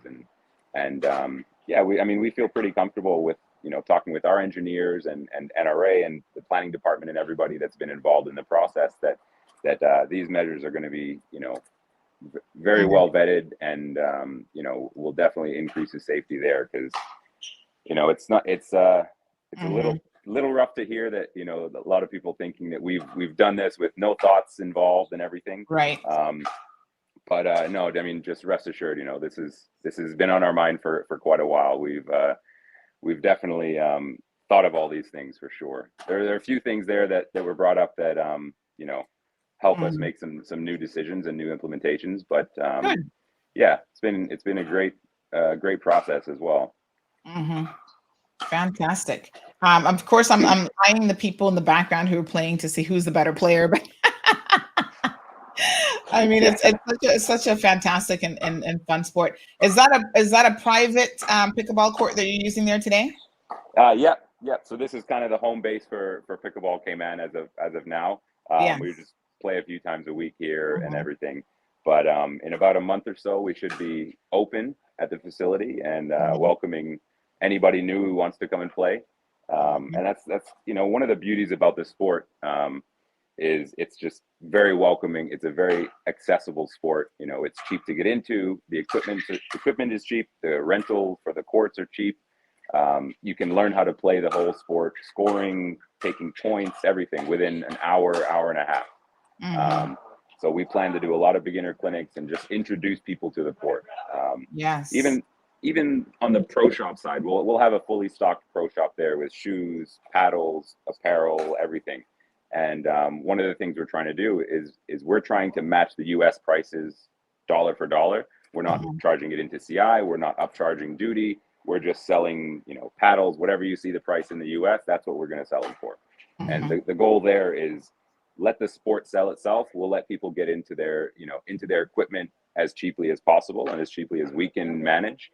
And I'm confident that once people get out on the court and experience the sport for what it is, they're going to keep coming back, just as you've done. Yep. No, absolutely. I mean, I want to try to get into like a 3-4 times a week routine because it's just so much fun. Great way to get some exercise, for sure. So, no, this is great. What's the anticipated completion time of the project? So we're kind of using a week-long period. We're hoping for the first week of July, or sorry, the first week of June. And that's pending, some government reviews and inspections and everything so we can finally get our CO. But by the first week of June, we hope to have the courts open. We'll have 12 courts shaded. Wow, you mean next month? Yeah. Wow, okay. So the landscaping is going in now. They're finishing up the structure for the shade over the courts. The restaurant is doing some final touches. The pro shop should be finished by end of next week. So yeah, things are really, really cooking. Nice. Wow, that's fantastic. Now there's a metal structure that's going up. What is that? Is that the pro shop or the restaurant? What is that? So the metal structure is over the courts, and the courts are going to be shaded. Oh, that's so nice. Yeah. So I've played in the blistering heat here for 2 years now, almost. Yeah. And it's brutal. It's getting hot again now, and even in the morning here, it's getting a little spicy outside. So we wanted to make sure that we could get people out during the day because that's really the toughest time to fill the courts. Yes. So getting people out during the day and kind of giving a little protection there. We plan to run junior programs for the after school kids as well. And I grew up in playing tennis on the courts here during the heat of the day, and it's not fun. So giving the kids another outlet for something to do after school, exercise, fun learning environment, and to be able to provide with shade as well. It's just it was a key factor for us for building this as well. Yeah, absolutely. Now I know that there's I've seen some pickleball clinics for like moms, they can drop off kids in the morning at private school, then they can go. And I'm thinking, unfortunately, I don't have that schedule because I've got to work, I've got a talk show to do. But I could even do early afternoons. Like I would skip lunch to come and play a little bit pickleball a couple times a week. And I'm glad that there's going to be some flexibility available in the scheduling. Do you think that you'll have opportunities for some clinics outside of like early morning and late evenings, like you'll do some stuff throughout the day as well? Yeah, absolutely. So we're going to have a pretty heavy focus on bringing tourists down to the island as well. It's kind of a new venture for the island, the sports tourism side. We've had it going for a while with, the Flowers Sea Swim, the Cayman Marathon, all the team sports that bringing college teams down and everything. So this is just another feature we can add to that pillar of the economy, and that's bringing down pickleball specific destination packages for tourists. So we plan to offer clinics and open play sessions and everything for pretty much all day long. Obviously we'll have to iron out some of those wrinkles in the scheduling over the first 2 months, but we're going to start our big push towards tourism for the next tourist busy season. So October, November, December is when we're really going to start pushing hard, and we've already got some groups booked in we have some groups, 60, 70, 80 people that are ready to come down. So it's exciting stuff. So there'll be a lot of opportunities to mix and mingle with different crowds and everything. Wonderful. All right, Erica says thank you for reaching out to clarify the safety concerns. So we really appreciate it as well. And Steve did reach out to us yesterday to say, hey, we've seen your post, and we want to make sure that people understand exactly what is going on at the location. So really appreciate that, Steve, and looking forward to this facility opening up so that we can all enjoy it. Because the more activities, we had some health experts on this morning, the more physical activities and spaces that are available for kids, adults, seniors, everybody to kind of get out there and enjoy, the better, really, for all of us. Yeah, absolutely. And that's kind of our goal with that whole corner, is just turn it into a health, wellness, exercise, recovery area. We have some big plans for it. So yeah, stay tuned for the corner. It's gonna be big. All right, fantastic. So Alejandro says the game sounds intense. Oh, it's a lot of fun. I'm not really keeping score yet. I find the scoring's a little bit more tricky, like how you serve. Tennis is a little bit more straightforward. So I find it a little more convoluted. But sometimes you don't need to keep score. You just go out there and run around the court and chase the ball. Exactly. And hit. Then you just call it drilling. You're just practicing. Exactly. Fun stuff. So it looks like somebody is definitely getting a workout there behind you. So Steve Thompson, we really appreciate you coming on the program and clarifying this for us. Yeah, thanks a lot for having me. And appreciate everyone's comments and feedback and concerns, and keep it coming. We want to make sure everybody's feels as comfortable, as involved as they can be with everything that's going on here. And we're fully transparent. So anybody has any questions, you can reach out to me directly at steve@pickleball.ky. Right. And can I come and get a few free lessons off of you, Steve? We'll see. I mean, I may be able to hook you up. I know a guy. Yeah, you know a guy, right? Yeah, maybe some assessment where I can make some improvements. We'll start in the scoring. Yeah, for sure. All right, Steve, we really appreciate you. Steve at pickleball.ky. You guys can reach out to him again. This is going to be an entire facility. I know some people weren't even really sure what was going up there. All they saw was some play area, and they were like, what on earth is this? So it's an entire facility, restaurant, pickleball courts, the works, all about wellness and health. So that's going to be a fantastic venue for sure. Yeah. All right. Awesome. Yeah. Thanks, Thank you, Steve. Have a good one. You too. All right, folks. So as usual, guys, we like to bring it directly to you all so that you can have the information straight from the horse's mouth. If you've not tried pickleball before, go and check it out. I actually purchased, just how I got started, just a little net. I think it was cost you less. It had a little net that you can put in your yard, and it came with some rackets and little balls, and we were out there playing around. I'm like, oh, this is a lot of fun. My husband says I always get really, really competitive, though. He's like, oh, honey, chill. You got a competitive streak. And we actually had a little pickleball thing going with Jason and Ruthlin. We need to get back out there and start playing again. So yeah, we're gonna do that. All right. So interesting. Okay, let me this guy sends me news from I'm going to tell you guys something here. Give me 1 second. So we have our Caribbean partners.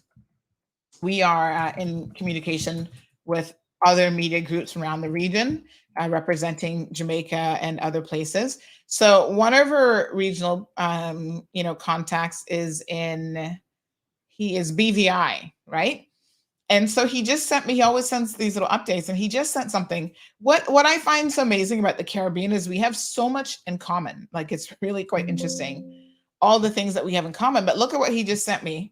Apparently there's an operation, joint operation ends in East End, drugs among illegal items reportedly discovered.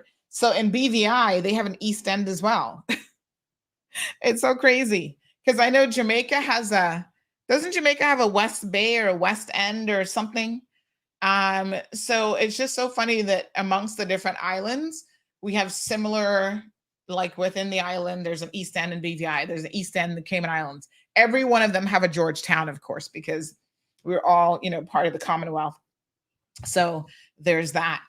Yeah, pretty fantastic. All right, let's play this video that's coming up now. This is the Cayman Islands Regiment. Speaking of coronation over the weekend, we have a new king officially. He's crowned and a new queen. I've seen, yeah, Nikki says West End Negril. There you go. So the queen is Queen Camilla, is it her name? Anyway, y'all know that we love her. We love her, Diana. So we all still wish that Diana was here with us, but it is what it is. And everybody's like, somebody I just saw on Facebook, they had a little mug that said something like, let me tell you what it said. It says that there's hope for all side chicks. There's hope. To all the side chicks, there's always hope. And there's a mug of the two of them together. And it is funny, but apparently it's also very true. I mean, you can elevate yourself in life no matter where you start from. So let that be a lesson. The new queen has taught all of us that there's hope no matter how it started out. There's hope for everybody, honey child. So look at this. I've seen it in different forms, but this is so funny. A mug. It says, to all the side chicks, there's always hope. And then there's a picture of the new king and queen. And I tell you what, the two of them have been together since the 70s. The truth of the matter is, clearly, Prince Charles III should have never married anybody else. He was obviously in love with this woman from day one. And Diana was just like, yeah, okay, find me somebody young and good looking to have a couple kids with, give me my heirs to the throne, and then I'm done with you, because he continued his relationship throughout the years with Camilla. So, I mean, I think he just couldn't let her go. And there you have it. Eventually got the blessings from the queen herself. She saw true love. And even in some unconventional ways, she said, all right, go ahead and get married to her. Who am I to stop true love? Ms. Darlene says Jamaica has a Savannah as well. Yes. Rotan has a West End and Banaka has an East End, says Luis. See what I'm telling you? There is a Savannah Lamar, yes, in Jamaica. And there's a bakery. I don't know if it's still there, but years ago, there was a bakery in Savannah Lamar that had this bread that was like the best tasting bread I've ever had in my entire life. OMG. I don't know what the name of the bakery is, and I don't even know where Savannah Lamar is exactly in Jamaica. But somebody here had brought some from Jamaica, and I remember many, many years ago, I tracked down the bakery and got them to send me some more. I can't remember the name of the bakery now, but anyway. I hope they're still in business. Sue says Camilla can be his wife, but she should never be a queen. Well, listen, Queen Elizabeth didn't agree. She gave her blessings before she passed away. And Nikki says, we love Diana, but Charles loves Camilla. The family chose Diana. Well, I think ultimately the family chose Camilla in the end, right? Even her sons, Harry, in his book talked about how, in the initial stages after his mother's death and when they were public with their relationship, I guess he felt a way, as you can appreciate, but, eventually came to accept that it is what it is. Listen, here's the thing. No one can choose who you're going to love, honey child. It is what it is. And, I guess when someone's heart is with a particular individual as well, there's nothing that you can, nothing that you can do about it.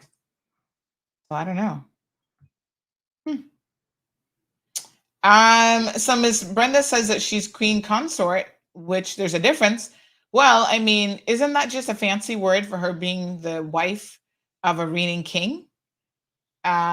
She shares his social rank and status, so I don't think there's much of a difference there, to be quite honest, except she wasn't born into it. She married into it. Vernita says they also have a 7 Mile Beach. Who does? Jamaica? Or somewhere else? Everton says, that's it. You hit the nail on the head. That crazy guy, the only reason why he got with Diana, it was only to make 2 boys. Yes, I mean, I think socially it was more acceptable for him to have chosen, because listen, wasn't Camilla at the time married? She married, she had kids, it was an adulterous affair. Let's just be honest what it was. And so I think that, from society's perspective, especially back then, she was a divorcee and all this kind of stuff. It wasn't acceptable for a future king to actually marry someone who's a divorcee. Remember, who was it that abdicated? That would have been Edward, that would have abdicated the throne in order to be with a divorcee. And I hear that his life, he probably wasn't all that happy with her. Like, that wasn't really true love. That was more she was using him to step up in society. And then when he had to abdicate, life for them didn't quite turn out how they wanted it to. But who are we? Who are we to say who the prince and now the king of England, was going to fall in love with? They both seem to be well suited for each other in terms of, their personalities. I mean, she's not a good looking woman like Diana was, but, I guess she's not a bad looking woman either. So I guess they'll be perfectly okay. And they do seem to be quite well suited for each other, I think, personality wise and stuff, that it really sort of worked out. So, of course, if you watched the coronation over the weekend, you would have probably enjoyed, quite a bit of the festivities. I know Cayman did some celebrations. I'm not really, somebody said to me last week, oh, I know that you don't really care for the royal family. Actually, I don't not care for the royal family. Listen, they give me lots of fodder and gossip. So from that perspective, I'm like, bring it on, honey child. They're just as dysfunctional as the rest of us. And I think it's super interesting. Obviously, to imagine what their life is really like. We can only imagine, right? And so I don't have an issue with any of them. Honey child, I could care less. The royal family doesn't pay my bills. If they wanted to, that'd be fantastic. Just write me a check there, Uncle Charles. He has now inherited some $9.5 billion in property from his late mother. Can you imagine? But at his age, I mean, it's so interesting that at his age, to become, how old is he? He's in his 70s. To finally become a king, I think he might be one of the oldest kings, like, ever to take in the throne. Like, at the time that he took the throne, traditionally most kings were very, very young when they took the throne, and oftentimes ill-equipped and not well prepared. In this case, clearly he's had a lifetime of training under his mama. And listen to me, Mama Queen Elizabeth II, may she rest in peace. She was not going to give up that throne 1 minute earlier. I mean, at one point I thought, oh, maybe she'll retire. And no, she wasn't about that life. So she was not giving that up at all. She was going to serve right until the end. So here they are together. That's them now as of this weekend, early Saturday morning, being, the official coronation ceremony, a mixture of religion and pomp and circumstance and whatever else. There they are wearing their diamonds and all the fanciness on their heads. Look at that diamond necklace around her neck. Oh my gosh. Honey child, you could just give that to me and I'd auction it and be able to help a lot of people around the world. I mean, look at this. Oh my gosh, look at the sapphire. And you can imagine. So there they are. They almost kind of look alike when you look at them as well, don't they? Don't you think they kind of fancy? Like they're probably some distant cousins or something. They kind of look similar. But I must say she's kept her hair very, very well. Kudos to you. It's hard to keep your hair looking so beautiful as an older person. Mm-hmm. So, the tabloids, what can I tell you? They get a lot of content from them. So, yeah, well, there you go. She's now Queen of England, honey child. Kudos and congratulations. Of course, we have an entire contingent that went to the festivities. So I'm going to go ahead and show you guys. There's a number of different pictures with her and different jewels. And, they have all this. I think Princess Kate wore a necklace of like diamonds that the Queen, I think, had gifted to her. And, they were talking about how that came about. So Buckingham Palace, of course, made an announcement late last year that the coronation would have happened this weekend. And it also revealed, of course, that Camila, she'd be crowned alongside him. So that is something I think to certainly be said for the coronation ceremony. Cayman represented. So here's a little video of our contingents from the regiment. 6 members of the regiment went and participated. We also have the premier that's there. The governor is there as well as some others.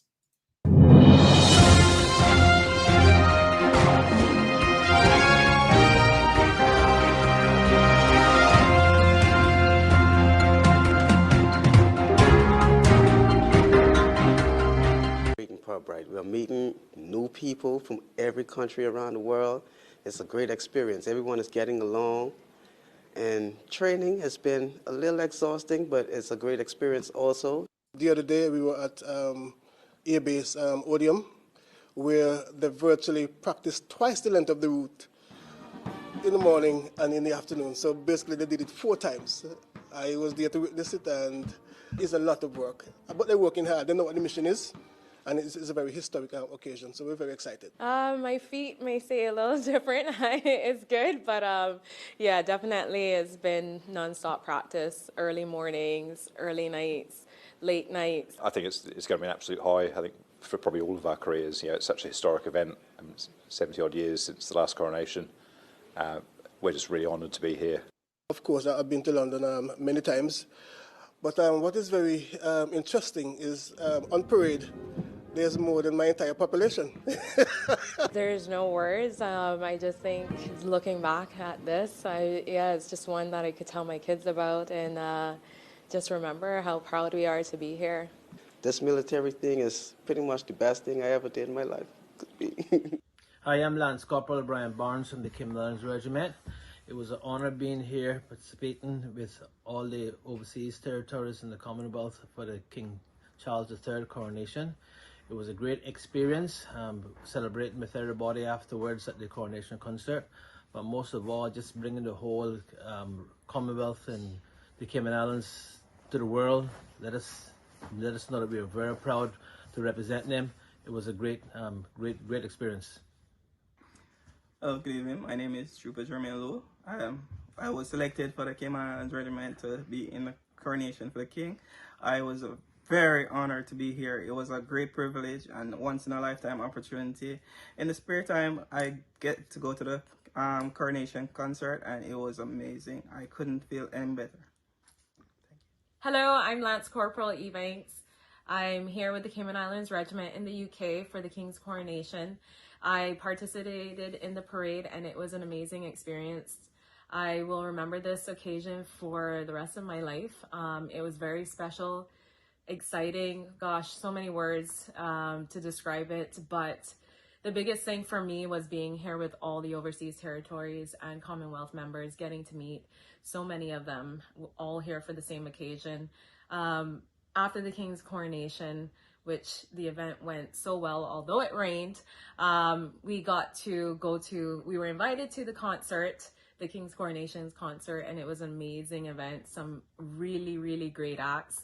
I'm sure many of you would watch it on TV.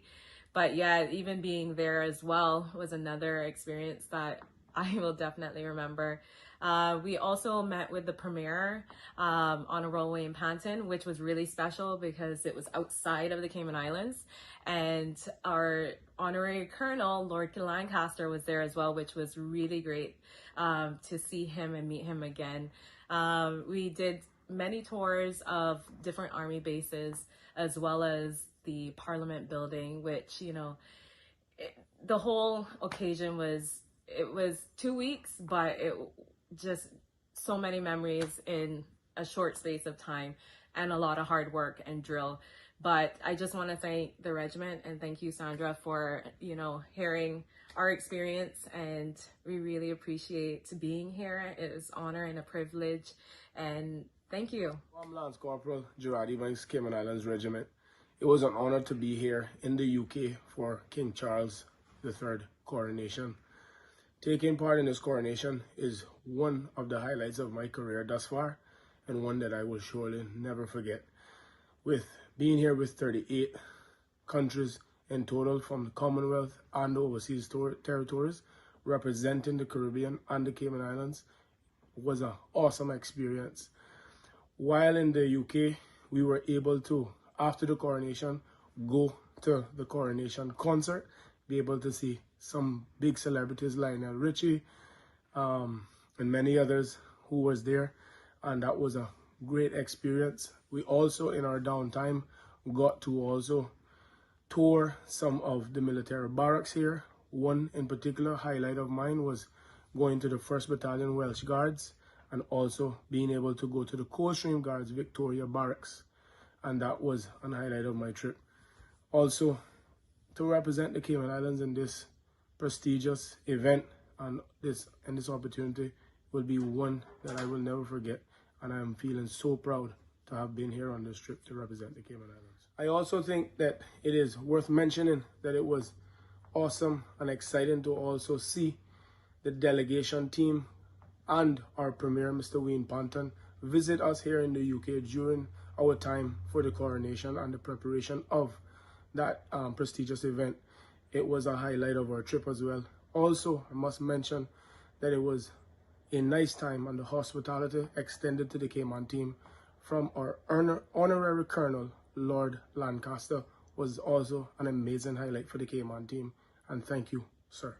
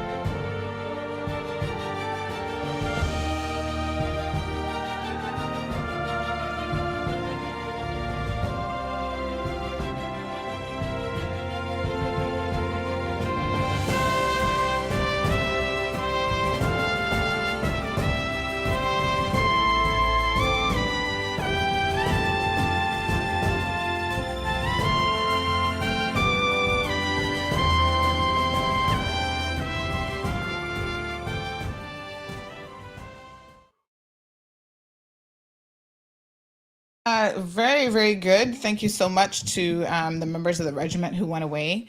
and, offered some support. I see some commentary and a bit of back and forth about the position of the new queen. So let me just clarify it. Miss Brenda is correct on this one. The previous queen gave her the title of queen consort. So of course, it's such a big question that AP News did an entire article on it because obviously it's very, very confusing. So it says queen or queen consort, what to know about Camilla's title. Obviously, she was, part of the coronation ceremony, and she was officially crowned alongside her husband, King Charles III, and she is officially known as Queen Camilla. That's her official title. It says, while it sounds more official than queen consort, the changing of titles does not signify any practical difference in the role of the 75-year-old royal. I wonder if they're both like the oldest. Is this a record for the oldest people to be crowned? Because both of them are in their 70s, right? I think it might very well be. He's probably the oldest king ever, and she's probably the oldest queen consort ever. So the article goes on to say that queen consorts do not formally share the sovereign powers, and dropping the consort part of the title does not change that. Nonetheless, the change marks a milestone in Camilla's decades-long road to rehabilitation of her image from someone reviled as the other woman in Charles's first marriage to Princess Diana to senior royal member largely accepted by the British public. The British public can accept that, but can't accept poor Meghan. What a hot mess. The question of what title Camilla would hold when Charles became king has long been a subject of contention due to sensitivity around her status as Charles's second wife. Camilla and her first husband, you guys remember Andrew Parker Bowles, divorced in 1995. And shortly after, Charles gave an explosive television interview admitting that he had a relationship with Camilla. Charles and Diana divorced the following year. And in 1997, we'll remember that there was a global outpouring of grief when Diana died in a car crash. And Camilla and Charles waited until 2005 to marry in a low-key private civil ceremony. And for many years, it wasn't clear if Camilla would eventually be styled as queen. And so Queen Elizabeth II settled the matter last year when she gave the blessing for Camilla to be known as queen consort. The endorsement was widely seen as a formal sign that the royal family had finally accepted Camilla as a respected senior member. Last month, Buckingham Palace's official coronation invitation referred to Camilla as Queen Camilla for the first time. At the time, British media reported that palace officials believed it was an appropriate time to introduce the title because several months had lapsed since Elizabeth's death in September. The most recent queen consort in British history was George VI's wife, Queen Elizabeth, who was known as the Queen and later the Queen Mother. So there you have it, folks. That should settle it in your mind. If you have any other questions, refer to Google. All right. So I see a comment here from Richard. Richard says that we're not part of the Commonwealth. So Richard says, Sandy, something I learned during the coronation is the Cayman Islands are not the Commonwealth. They are an overseas territory, which is why we were not included in the parade of Commonwealth nations. But we were included, and we just showed the video of the 6 that participated. So we are included. I don't know where you got that from. So the Commonwealth is an association of 55 countries, I believe, 56 countries. Let me just see if they give a full list. But representing some 2.5 billion people around the world. And yeah, we're all part of the Commonwealth. So we've got lots of African nations. So these would have been countries that were at some point part of the English rule. So there's a whole list of African nations that are included, Asian nations, Caribbean nations. So is Cayman not on the list? United Kingdom. I mean, we're supposed to be we're considered part of the Commonwealth, although now that you say that, Caribbean and Americas, I see Antigua and Barbuda, Bahamas, Barbados, Belize, Canada, Dominica, Grenada, Guyana, Jamaica, St. Lucia, St. Kitts and Nevis, St. Vincent and the Grenadines, Trinidad and Tobago. But we're always including everything for the Commonwealth. So why would we not be? This now has me a little bit puzzled. Why would we? I mean, I know we're BOTC, but we're also part of the Commonwealth, are we not? Because we always participate in the Commonwealth Games and everything else. Let me see. So we're not part of the Commonwealth. We are BOTC. But why do we participate in everything that the Commonwealth does?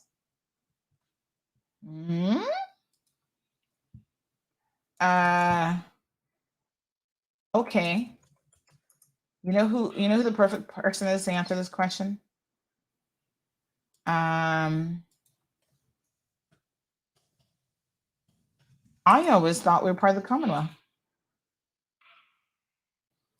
Okay, so the other thing is the regiment does have a new vehicle, apparently, that's been at the port for a couple weeks now.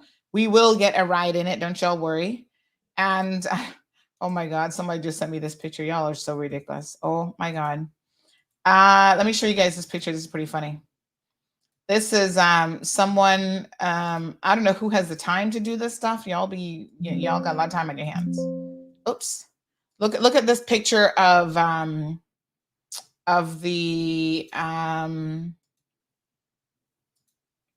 new king. So it's like one of his mom's outfits, but it has his face on it for radio listeners who are like, what are you guys looking at? It's kind of funny though. I mean, and he does look a lot like his mom. So Ms. Brenda says we're not independent, but being BOTC makes us part of the Commonwealth.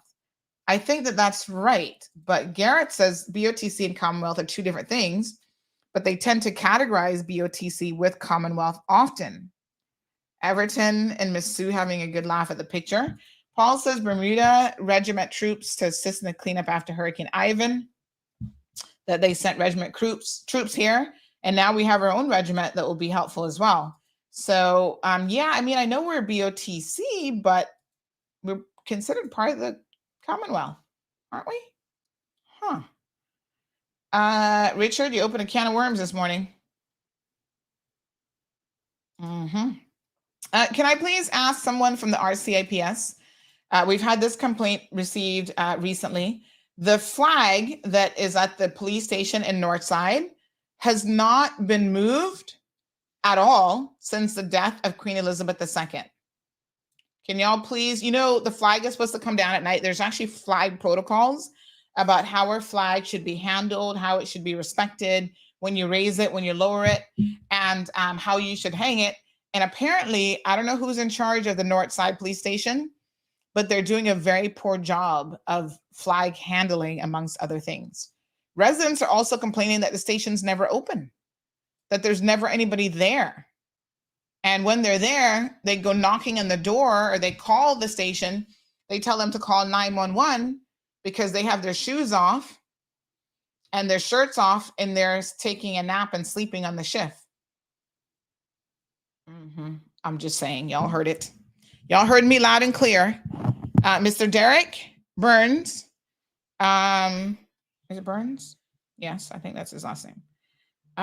Please do something about your officers because they're kind of making the place look shameful in Northside. Honey child. Let's take a commercial break and then we're going to talk about importing vehicles and Batabano. The Department of Environmental Health has announced that the November bulk waste collection schedule has been replaced by one in the month of May, starting with West Bay, May the 1st through the 6th. Please note that following West Bay, there will be a Georgetown bulk waste collection from May the 8th through the 13th, and then Bordentown from May the 15th through the 20th, followed by Northside and East End from May the 22nd through the 27th. Stay tuned to this platform for more bulk waste scheduling information. The annual business surveys being conducted by the Economics and Statistics Office, ESO, are ongoing. The surveys run from April 11th to June 16th, 2023, and collect information to answer questions like, how did the economy perform in 2022? What is the value of the income received from the rest of the world in 2022? Your response matters. Fill out and return your surveys to the ESO. Remember, better data, better decisions, better business. For assistance, visit www.eso.ky or call 244-4600 or 244-4676. Ocean Ridge Heights offers an amazing opportunity to own a piece of land in idyllic Cayman Brac, right on the bluff, starting from $80,000. Located in a quiet residential area with high elevation, these lots are ideal for a future home or investment property and are sure to go fast. Cayman Brac offers a laid-back lifestyle, amazing pristine diving, limestone caves, diverse flora, along with amazing wildlife. Inquire about the owner financing options so that you can secure your piece of paradise today. With only a few lots remaining, these are sure to go before you know it.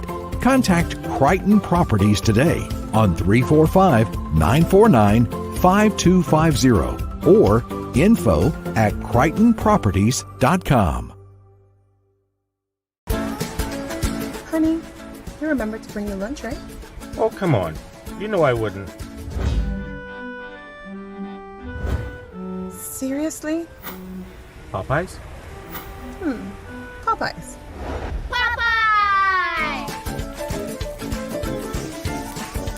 Popeyes to the rescue again.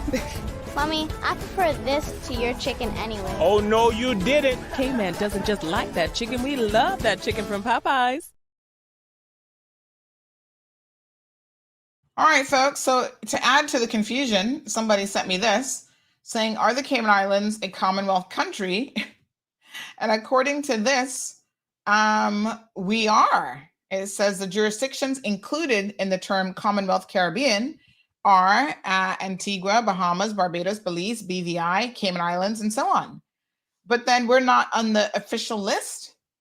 So I'm a little bit confused. Dillian says because Cayman is already a BOTC, it's automatically qualified member of the Commonwealth. Belika says Cayman is not a member of the Commonwealth in its own right, since it's not an independent country, but it's part of the Commonwealth under the banner of the UK. Oh, okay. Yes, that makes total sense now, and I get it. And that's why I think we're always included in like Commonwealth Games. And so our people were definitely represented in the parade. And that's why, I guess we were there. So yeah, okay, I'll accept that explanation, I think. So another person says we're not part of the Commonwealth. We are one of the UK's territories / colonies as per the UN Charter Article 73. The colonies used to be administered by the Home Office. It has always been wrong for the remaining colonies to be administered by the Foreign and Commonwealth Office.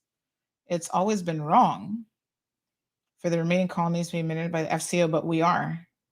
So you're saying that they're doing it wrong? Oh my gosh, what a hot mess. Confused, totally confused. So we're not on the official list, but the UK is on the list. So I guess because technically we're not an independent country, I could definitely see how we fall under the UK. All right, I guess we'll leave it there. So there were some people commenting about hurricane rescue and preparedness and so forth. I think Miss Brenda or somebody said, hopefully we'll get some help this time since we're going to be remaining under the UK. But here's the thing about it. I want us to be very, very clear about something. When we were hit by Hurricane Ivan, I was here, and we had a British warship right out there, ready, willing, and able to come and give us assistance. It was our government of the day, which was led by then leader of, I don't know if he would have been premier yet, but leader of government business, the Mr. McKeever Bush, who was refusing help. They were refusing for the English to come in. They were refusing foreign media to come into the Cayman Islands because, oh my God, they're going to know how bad it is. You see, this is when you elect governments that don't have a clue and that all about are pretense and pretending, we needed the world to know how bad it really was so that we could get some help. They were right off of our shores. They were like, let us help you. This is what we do. We had a tanker, whatever it is, in the area we will come and assist you. And our fool government was like, oh no, we don't need the help. Meanwhile, 95% of our structures and building sustain substantial damage. So don't be talking about the UK wasn't trying to help now. I mean, I don't know what kind of help y'all looking for, but they were there. They had supplies, they had fresh water, they had medical assistance, and they're more than able to provide, at least in the very, very early few days, those very necessary and critical things. It was our government who was saying, no, we don't need the help. Y'all keep electing fools to government and y'all gonna know how it's gonna turn out for all of us. Miss Valerie says, no, Cayman is not part of the Commonwealth. Leslie weighs in, says, yes, we're under the UK. Everton says, this is so funny. I was cracking up. You all call the police station on the answering machine, says to call 911. What a joke. Well, I don't think it's an answering machine. I think they actually do eventually wake up and answer the phone, and then they tell you to call 911. No word to lie. That's what the Northside residents have been complaining about. They're like, can we get a real police station with some real officers who actually going to do the work? I mean, Northside is such a small district that I can't believe that you could go to work and not, talking about community policing. Get out in the community. Get to know your people, because y'all got some drug issues in Northside too. You need to know who's peddling in the drugs and deal with that instead of sleeping on the job. Miss Moran says, true, Sandy. For years when I was there, certain officers always asked me how to lower the flag when they were not around. No, sir. I mean, that's a basic part of the job. You would think they would know how to do that. What a hot mess. All right. Let's talk about the car situation. Last week, it was announced that this government had decided to put a ban on vehicles. Hold on now. Let me pull up my little notes here, honey child. Vehicles older than 7 years. And I've seen some of your comments, and quite frankly, I'm shocked at the level of pure ignorance in this country. You know what I've come to recognize? Now, some of y'all are not going to like me for this, and I could care less, really, truthfully. But Caymanians have been so spoiled for so long that y'all live in a bubble, you live clueless, and something changes in your life, just a little toops, and y'all get up in your feelings. Ooh, this government not for the poor people, and this government, this and that, and blah, blah, blah. And I'm like, really? I'm like, do y'all pay attention? Do y'all really pay attention to what is happening around you? So let's look at what the restrictions are, and then we're going to talk about why, for most of you, this is much ado about nothing. Okay, the new restriction is going to limit the age of cars that are going to be imported and will now slow down the number of older cars entering our islands. It's the first in a series of actions that the government is going to take to improve road safety and reduce traffic congestion. So first thing there, a lot of y'all missed the concept of road safety and you went straight to, oh, how is this going to control traffic? It wasn't all about that, but I'm going to show you how it's connected here in a second based on the importation numbers, all right? This is what the Premier and Minister of Sustainability and Climate Resilience, the Honorable Wayne Panton, had to say on the matter. In the 5 years from 2018 to 2022, there were 23,953 vehicles imported into the country. Let that sink in. 23,953. And we're going to show you guys this graph here in a second. As you can see from the table, the most significant change in vehicle imports over the last 3 years is the percentage of cars being imported in the 11 to 20-year-old category. Importation of this group of vehicles nearly doubled from 32% in 2020 to 63% in 2022. Let me read that again, because I suspect some of you may have missed it. In the space of 2 years, we went from 32% of vehicles that are 11 to 20 years old, right, being imported, to 63%. Y'all hear those numbers? These older vehicles are often cheaper to purchase, but they're harder to maintain and will drive higher demand for replacement vehicles. And these older vehicles end up abandoned and left for government to dispose of. Take a look around our streets, folks, and you'll see that there is some truth to that. He goes on to say that the solution is aimed at reducing traffic congestion and at increasing the fuel efficiency, emission standards, and overall safety of vehicles on our roads.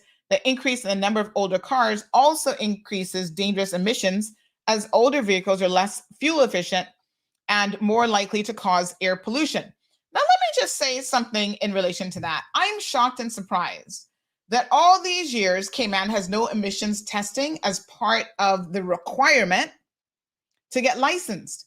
When I left the United States of America, and that was back in 1990, when did I come back to Cayman? 1996? I think I moved back. Yeah. It was like autumn of 96, so like maybe September or something. Way back then, in order to get your vehicle licensed in Florida, you had to do part of the licensing process was emissions testing. So in other words, there was a minimum requirement to be able to pass that vehicle from the perspective of emissions. Cayman has never done that. And I found that so peculiar. I mean, now finally we have a climate resiliency ministry, and that's fantastic and whatever. But why are we not stopping all these gas guzzling vehicles spouting all this black smoke all over the place? That's the stuff that's making you sick, giving you pulmonary issues, lung cancers, and all kind of other illnesses. Air pollution is like a real concern.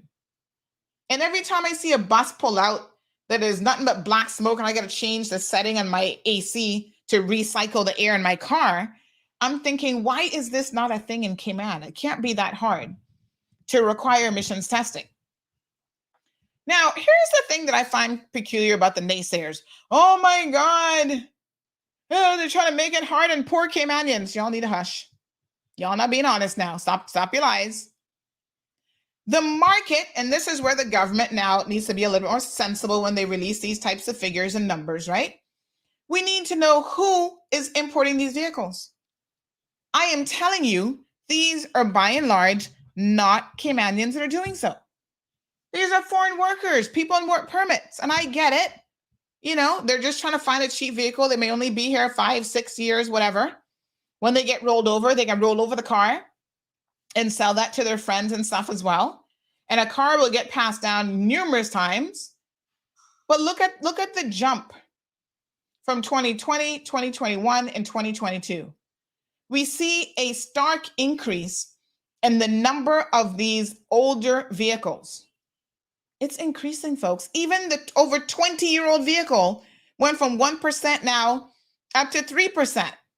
Why the hell would anybody in their right mind be encouraging a 20-year-old vehicle or even an 11 to 12-year-old vehicle? The numbers are here.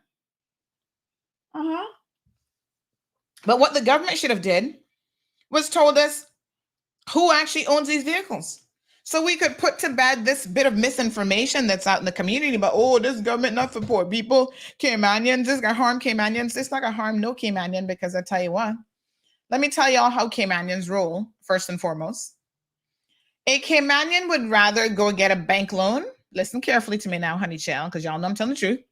A Caymanian would rather go get a bank loan to pay for a car than to get a bank loan to get in a house. Y'all know I'm telling the truth. Y'all have the fanciest, nicest cars in the world and nowhere to park them. No house, no garage, no yard. You park them in the street and hoping that somebody don't hit your car. This is not Caymanians that are importing these vehicles. I don't know who's trying to push that narrative, but I would love the government to pull the numbers to see who these individuals are by nationality. But of course, I guess we're all too sensitive these days. We don't want to give out that information. Why not?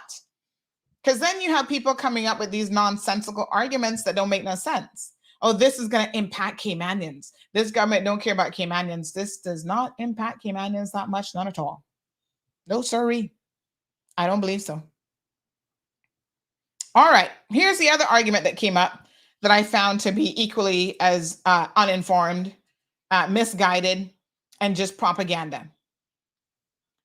Oh, Why are they doing this to us? Nobody else not doing this. Well, I did some research and I'm telling you all that we are behind the curve on this one. As it turns out, most places in the world have some sort of restriction on the vehicles that you're able to bring in, on the age of your vehicles. So let me just pull up some pictures here because I'm going to show you guys some of what is being imported into this country as well. Y'all would be very, very shocked and surprised at the so-called quality. Now, I get it. I know that a lot of these vehicles you can get very, very cheap from Japan. And you know why you can get them so cheap from Japan? Because Japan themselves have a rule in place. Any vehicle in Japan that's over 3 years old is subject to a rigorous roadworthiness inspection that costs at least $1,000 each time. They have to do it every year once a vehicle is 3 years old. Y'all want to talk about what's being done in the world of vehicles and vehicle control and inspection and so forth? Go to Japan. They have very, very, very strict rules when it comes to what's allowed on their roadway. Expensive? Over $1,000 US every single time. It's called the shaken system. You don't believe me? Go look it up. So what this means is that once you own a car that's over 3 years old in Japan, it becomes a very expensive endeavor. It is cheaper for you to get rid of said vehicle and get a new one. The other interesting thing about Japan is apparently they are, what's the word I'm looking for? From a cultural perspective, they don't like used stuff. This is interesting, right? Because I kind of feel like Caymanians are like this as well, although y'all pretending like you're the ones buying a 10-year-old vehicle when you're really not. If a Caymanian's buying that vehicle, that's because they're selling it to somebody else because they're trying to make a quick buck. They're importing it to sell it to somebody else. They're not going to be the ultimate owner of said vehicle normally. So in Japanese culture, they don't like used stuff. I find this so interesting. I must visit Japan. I mean, I need to check it out. And it's one of the reasons why there's a YouTube channel lady. She does a whole travel blog and she's been living in Japan for years. African-American lady. She just bought a house and now she's moving into her house. And there's interesting things that I see her talk about and stuff. Even like when you move into or you purchase a Japanese property, they just leave everything. Like they leave it, like abandon the house that they're going to sell. They leave everything in it. They don't move anything with them. Apparently moving is also expensive to get like a moving truck and have stuff moved. They just leave it all there. They go to a new house and they buy stuff. So she said one of the problems when she was looking for properties is that she was going to these homes and she was realizing that, oh man, this is a great property, but now I gotta, what am I gonna do with all this leftover furniture? And some people look like they just packed up a little suitcase full of clothes. They left the pots and plants, they left everything. I mean, they just walked out of the house. And so now it's her responsibility to try to dispose of all that stuff. And she said it's actually very, very expensive to dispose of it. So I didn't know that this was a thing, but apparently, this is what has created such a huge export market for the Japanese vehicles. They don't like secondhand vehicles themselves. And this 3-year inspection system means that they also don't want to be spending all that money. So go look it up. You can go to JCI inspection. That's the Okinawa Institute of Science and Technology. And they'll tell you what the shaken or JCI inspection is all about. So it's a comprehensive and compulsory inspection of all vehicles on the road. And after 3 years, then it's mandatory. And trust me, you can't have vehicles that have been illegally modified. It's a whole thing in terms of, what they make you go through. Yes. So 3 years after purchase, every new vehicle has to go through an extensive and expensive inspection process. And then after that, once every 2 years, and all vehicles older than 10 years have to pass the inspection on an annual basis. And so that's why most car owners in Japan will write off their cars and simply buy new ones after a number of years. And that now is what has been flooding the market. not just here in the Cayman Islands, but elsewhere as well. So they've been all over the place. Now, here is what we do know. So those of you who are claiming that Cayman now has taken a position that, oh my God, against human rights, I don't know what y'all thinking, blah, blah, blah. Let's look at some of the other countries that actually have similar restrictions in place. Jamaica, Barbados, Dominica, the Dominican Republic, Trinidad and Tobago, St. Kitts and Nevis, even the big old United States of America. You're not importing the old cars there too quickly, honey child. They can put their foot down and say, no, no, no, no, no, not so quick. Barbados, used cars that are older than 4 years. So not even the 7. I think we were quite liberal giving y'all up to 7. Barbados is 4 years. You cannot import used cars older than 4 years.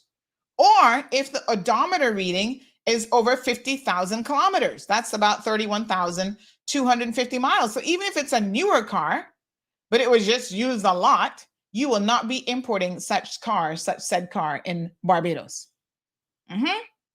What about Jamaica? Jamaica likewise has a similar policy that has been in place for years now. Okay. Is Jamaica on this list? Cars must not be more than 3 years old. So the trade board in Jamaica, I think back in 2018, had put this in place, and they've since amended it.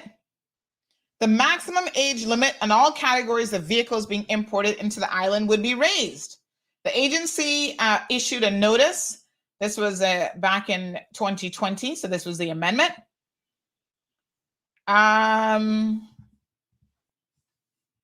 And so they went for cars, the importation of age cars, which includes sedan, stations, wagons, and SUVs, as well as buses and pickup trucks, right? So they included a larger category than we have, was going to be capped at 6 years.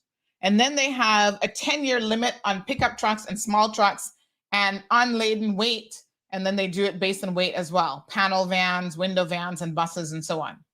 And then commercial vehicles with a certain seating capacity also have a limit as well. But I think this has been amended or now changed to potentially 3 years. I'll double check with Jamaica. But again, this has been in place for years. Yes? Grenada. Yes, they have one too. They don't want their market to be flooded with these vehicles either. Okay, so back in 2021, Grenada maintains ban on importation of aged vehicles. So the Grenadians have been reminded that the importation of vehicles 10 years or older, except those exempted in breach of the Customs and the Customs Act, and therefore illegal. So the ban on 10-year-old vehicles took effect January 31st, 2021. The government allowed a grace period, which has expired and is now in full effect. So there you go. Grenada has a ban as well. And it said that the ban is intended to reduce the burden on the Grenada solid waste management to dispose of and manage the growing number of derelict vehicles that are abandoned alongside public roadways or transported to the landfill. So again, at some point, you got to do something with these aged vehicles, and it is an environmental and waste management concern and issue.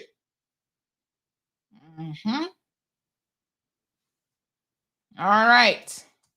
Who else we got on the list, honey child? Trinidad and Tobago. Cars must not be more than 4 years old. Dominican Republic, no more than 5 years old. Dominica, cars must not be more than 5 years old. St. Kitts and Nevis, cars must not be more than 8 years old. And y'all complaining. Here's the Jamaican policy. Motor vehicle policy revised. So the Trade Board Limited wishes to advise that effective on April the 30th, 2014, the government of Jamaica's motor vehicle policy has been revised. And this is to adhere to the government's safety standard of keeping our motorists safe on our roadways. So this is when they initially implemented a ban. Motor cars should not exceed 5 years. Motorcycles, So they went the whole full gamut. Should not exceed 5 years. Light commercial vehicles should not exceed 6 years. Industrial vehicles, which are used to in transportation of passengers with a seating capacity of 15 to 29, should not exceed 12 years, while those with seating capacity of 30 to 44 can go up to 14 years, and so on. So this was their policy. Yeah. So they said motor vehicles to be imported by individuals who are granted returning resident status should not exceed 10 years. So around the region, and I dare say around the world, there has been this influx out of Japan because of their own policies of these vehicles. It's created a very lucrative business in Japan, trust me, right? The export of these vehicles, right? And most of you will know. There's Beef Forward or something Forward. There's all kind of companies there that are in the business, okay? In the United States of America, they have a very interesting ban. They kind of do the opposite. So you can't be importing anything into the United States unless it's more than 25 years old, because then it becomes a vintage vehicle. Interesting. Here's what this article says in Auto Week. That if you try to sidestep the rules, and you're liable to have your car seized and even destroyed by United States Customs and Border Control. So they were talking about several cases. They had crushed an illicit late model Land Rover Defender in 2013. And in 2000, a Mini Cooper, 2000 Mini Cooper in 2014. And they said, never mind that those were arguably safer and more efficient versions of cars once legally sold here without issue. And they actually showed you video footage and pictures of what they say is the carnage of the U.S. Border Control destroying those vehicles. And it served as a warning for would-be automotive bootleggers. Don't do it, because they will destroy the vehicle. So it is pursuant to the Imported Vehicle Safety Compliance Act, commonly known as the 25-year import rule. So it prevents individuals from importing new foreign market vehicles without undertaking a lengthy and costly testing and federalization process. And of course, if it's over 25 years old, then it falls into a slightly different category. And this has been in place for like a really long time.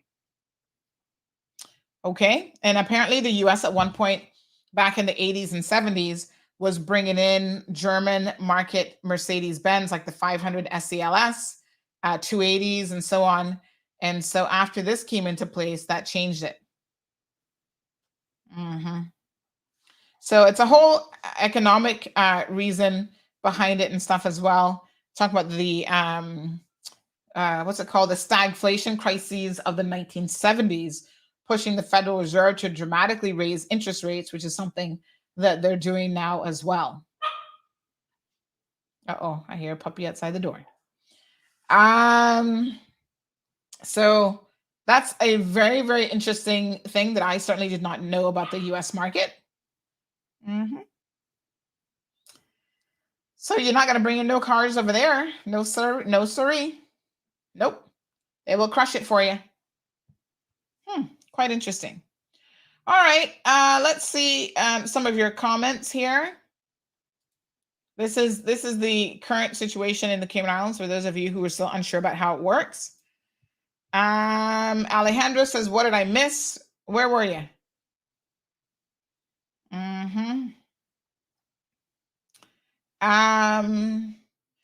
Ms. Brenda says, banning older vehicles will not change the problems on the roads. People will just buy new ones. The problems with the traffic is overpopulation. Why are they all afraid to address and rectify that? Well, I mean, it's not just about the traffic situation. It is about the environment and safety, road safety as well. And that's stated very, very clearly in the comments that the Premier said. As it relates to traffic, right?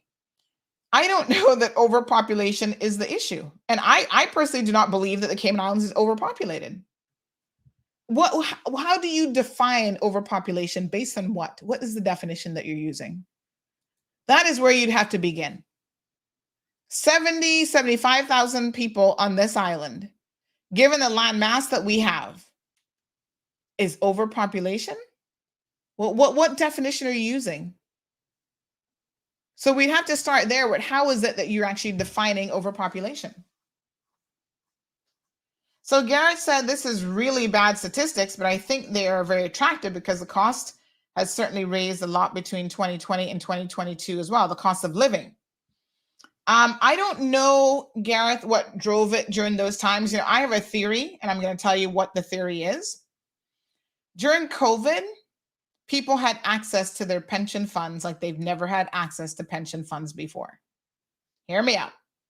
And there were purchases that were made by both Caymanians and foreign nationals that they would otherwise have not been able to make, because all of a sudden you had access to disposable income.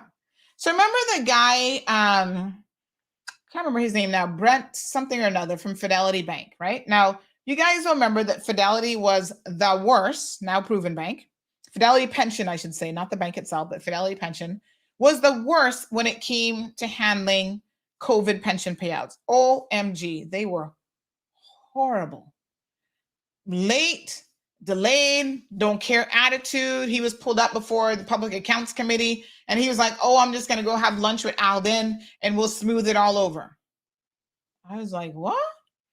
But one thing he said that struck a nerve of truthfulness is that he said, well, you know what? People are going to go take out their pension money, although they might not really need it. Some of them are not laid off. They're still working. They're going to go take out their pension money, and guess what they're going to do with it? They're going to spend it on a big screen TV and other frivolous things. Now, I know everybody was like, well, it's my pension money. I can do whatever the hell I want with it. True. But pension money is supposed to be for retirement. That's the purpose of it. It's not for you to really do whatever you want with it, right? And so I suspect, Gareth, that one of the reasons why we see such a stark increase in those years is people had more disposable income than we realize because of being able to access their pension funds. I mean, y'all were drawing down, and some of y'all drew down, and I had bankers saying to me, Sandy, people are drawing down in their pension money, paying off a car loan with the bank, and then turn around and getting a new car, getting in debt again. When the uncertainty of what was going to happen with this pandemic was there, when we already could see that the interest rate situation was probably going to be a bit precarious, world economies were tethering on, everything shut down. We're going to have all kind of problems, change supply issues. Caymanians were not worried about that in the least bit. Oh, I'm going to go get a new car is what they were saying. Mm-hmm. And the other people who couldn't necessarily get a new car loan were out there using their money to go and purchase these Japanese vehicles. The other thing, Gareth, I think that has happened is in recent years, there's been a stark increase in the number of businesses that have popped up that are in the business of importing these vehicles in order to service the demand locally. So a lot of people are not personally importing it themselves. There's the FedEx guy who's as his side hustle, he's importing cars. There's a school teacher. Remember we had him featured here? His side hustle, although he never asked for government permission, his side hustle, importing cars and selling imported vehicles to people. And there are people who have no government permission to do so, who are doing just that. They're importing these vehicles, and they have an entire side hustle going on where that's what they're doing. So SOCA says there's been no emission testing required in Florida for a very long time, probably because they no longer need it, because they're not allowing you to bring in these old cars. So, after a certain amount of time, the newer vehicles are much more energy efficient. They're not as bad for the environment. So it probably is not needed like the way it was back in the 1990s. Alejandro says, why are they allowed to import like they're moving here permanently, though? It's not even about that, because while you're here, if you need, and let's be honest, public transportation is an issue. But if you need a vehicle, it's not about you staying permanently. It's like once you have the car here, you know you can sell it over and over and over again, right? You can get the car sold. Jim, just as I was saying, says they're also bringing in vehicles to resell a few of those on work permits. Absolutely. Alice says, amen, Sandy. Alejandro says, I got a 1993 Toyota Century to order from Japan. God knows while that car coming here. What? I got a 1993 Toyota Century to order from Japan. God knows well that car coming here. I don't know what that means. So is it coming or is it not coming? Denver says we're importing trash, just trash. Miss Brenda says the cars arrive before they do, and they don't leave once they get here. Well, this is, again, the problem. But there's no slowing down in the number of cars that are constantly coming in as well. Good morning to Miss Alba. Miss Brenda says that the age of the vehicles won't reduce the numbers. People find a way around that, like the cars, we're getting everyone's rejects. Well, they won't be importing older cars, and that's the whole point. They are trying to stop the importation of the older vehicles. If the vehicles are already here on the roads, then they're already here on the roads, right? But some of those will be cycled out as they continue to age, as well as, when parts are not readily available, that's going to be a problem. People are not going to be relying on those older vehicles, but that whole transition is going to take time. That's not something that you're going to see impacting anything overnight. But again, I want to remind you all of what the premier actually said. It's important to read what he said and to understand what he said, right? Government is taking this step to improve road safety and reduce traffic congestion. So the reduction of the traffic congestion is not listed here as the primary reason. It's talking about road safety.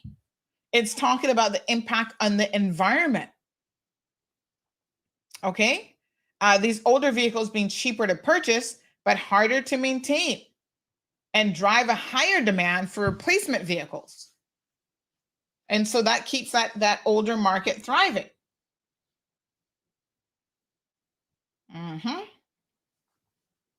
All right. Aliana says, I'm gonna ride my bicycle.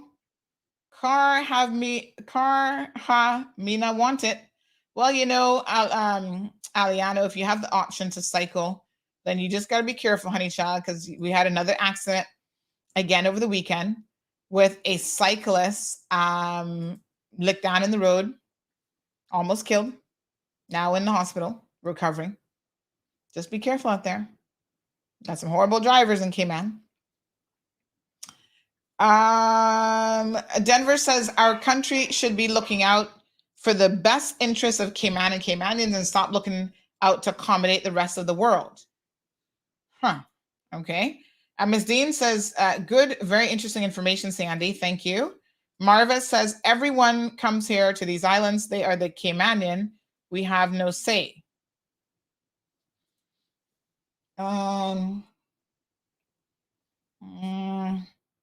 Miss Muriel says home care queen TV. I don't know what that means.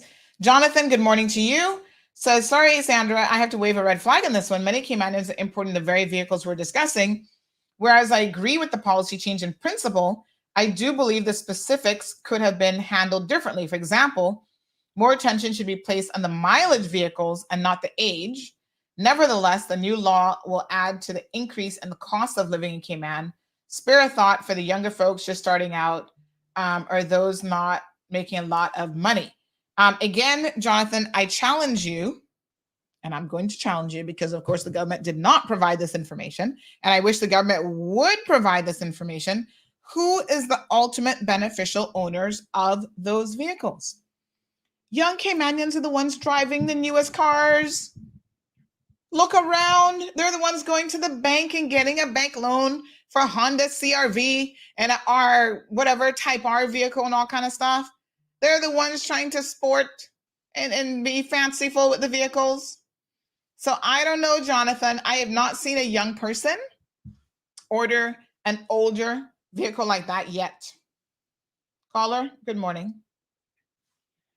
Morning. How are you? Remember when we had a problem with contractors a few years back, and the government decided it would change the law? Instead of addressing the offenders who were causing the problem, the government decided to create more of a monopoly. What has happened to building costs since then? And you say it's because of that change why building costs has gone up? That's right. Right. What the government should have done, is to deal with the people who were breaching the law and ripping people off. What were the issues that they were trying to fix? Well, some people were ripping people off by not finishing their homes and so forth. And, they were just essentially unstoppable. Well, in the attempt to address that, what actually happened is that it consolidated the market so that only a few players could do the more significant work. And as a result of that, the cost went up. And what I'm saying to you is that the cost of transportation is going to go up here. But the cost, but hold on now, the cost of living across the board for everything has gone up in that period. So why wouldn't construction go up? What is the components of cost? Housing, biggest cost of living. Fuel, biggest cost of living. Yeah, but those things have gone up independent of any restrictions that government put in place of who can build a house. Well, no, except that if you're going to build a house, if the ingredients to build a house will now cost more, and the major component you need to look at is what it costs for labor. And so what I'm saying to you is, if you're now going to pay more for labor because, well, fewer people can do it, therefore you can charge more, then the cost is going to go up. I think where cost has increased significantly has actually been in materials cost. I mean, I'm no expert in the construction industry, and I'd love for people who are to perhaps shed some light on this. And I'll tell you what the other component is: regulation. The amount of hoops that you have to jump through now has just gone through the roof. Have you ever tried getting someone to do an inspection on your place recently? Someone from who? Planning? Planning, yeah. Well, they're short-staffed and have other issues that have nothing to do with. But what does that have to do with? Well, what I'm saying is that government is taking more and more control of a person's everyday life, and they can't manage it. And when they fail, what happens? You shout, you scream. No, well, them being short-staffed and having some inspectors who are ridiculous with what they try to do, right? So they have an electrical inspector who wants to inspect stuff that. No. It's the requirement. It's not the inspector. No. It's the inspector. It's inspector. No. And that's why he's being moved. It's inspector. It's not just one person. I'm going to disagree with you because I'm very, very familiar with the complaints that I've received from everybody from solar providers to project managers, that it is one person that they have had 80% of their issues with when it comes to inspection. And being short-staffed is because they have some staff who are disgruntled and they can't seem to keep anybody in the planning, BCU and other areas of planning. They're losing and hemorrhaging staff. Okay, so what you're saying is that this one person is requiring things that are not required by law and regulation. This one person is making. That's what this one person. I'm going to tell you, this one person is making things their responsibility does not even fall under electrical inspection, none at all. You take that to the planning department and ask them how many complaints they have received in relation to. I don't know who you're talking about. Well, it doesn't even matter who I'm talking about. The point is, those are the types of things that will hold up projects and project managers. Let me be clear.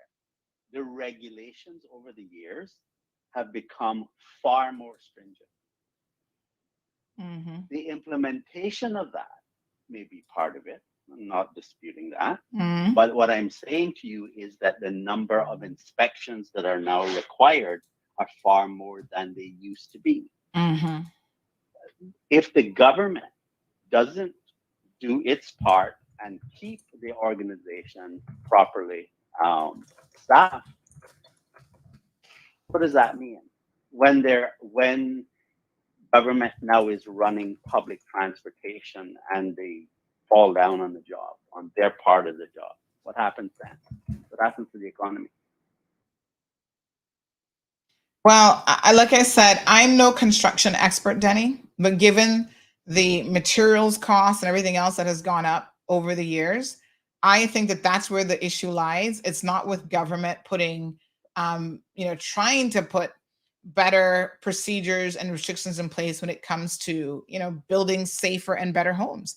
I mean, saying that somebody should be qualified to build your house is not a bad thing. That's a good thing. I didn't say that was a bad thing. I said that the government was not dealing with the offenders. And I'm listening to you and I'm hearing people say on this issue with the cars, and I'm hearing people say, oh, and they're bringing them in to sell. What's wrong with bringing in cars to sell? Who's going to sell them if somebody doesn't bring them in to sell? That's not where the problem is. Where the problem is that you have an improper road network that doesn't meet the needs of the current level of development. That's where the problem is. That's part of the problem, for sure. And so what I'm trying to say to you is that first of all, what they're saying is the cars that are affordable to people who need cars, they won't be able to get them. And you're thinking, oh, well, that'd be great. That'll deal with some of the traffic problem. No, it won't. You see, if you have a car and you can get to work, what's the problem? If you don't have a car and somebody else doesn't care that you don't have a car, and you don't have reliable public transportation either, well, then your problem just became more serious. We're doing this ass homework. All righty, leave me there. 936-2626. Anybody in the construction industry that can tell us why there's been an increase in construction cost? Like I said, I suspect that it's because there's been an increase across the board on everything. Nothing in the past 5 years has really gone down that I can think of in terms of the cost of living anywhere in the world, for that matter.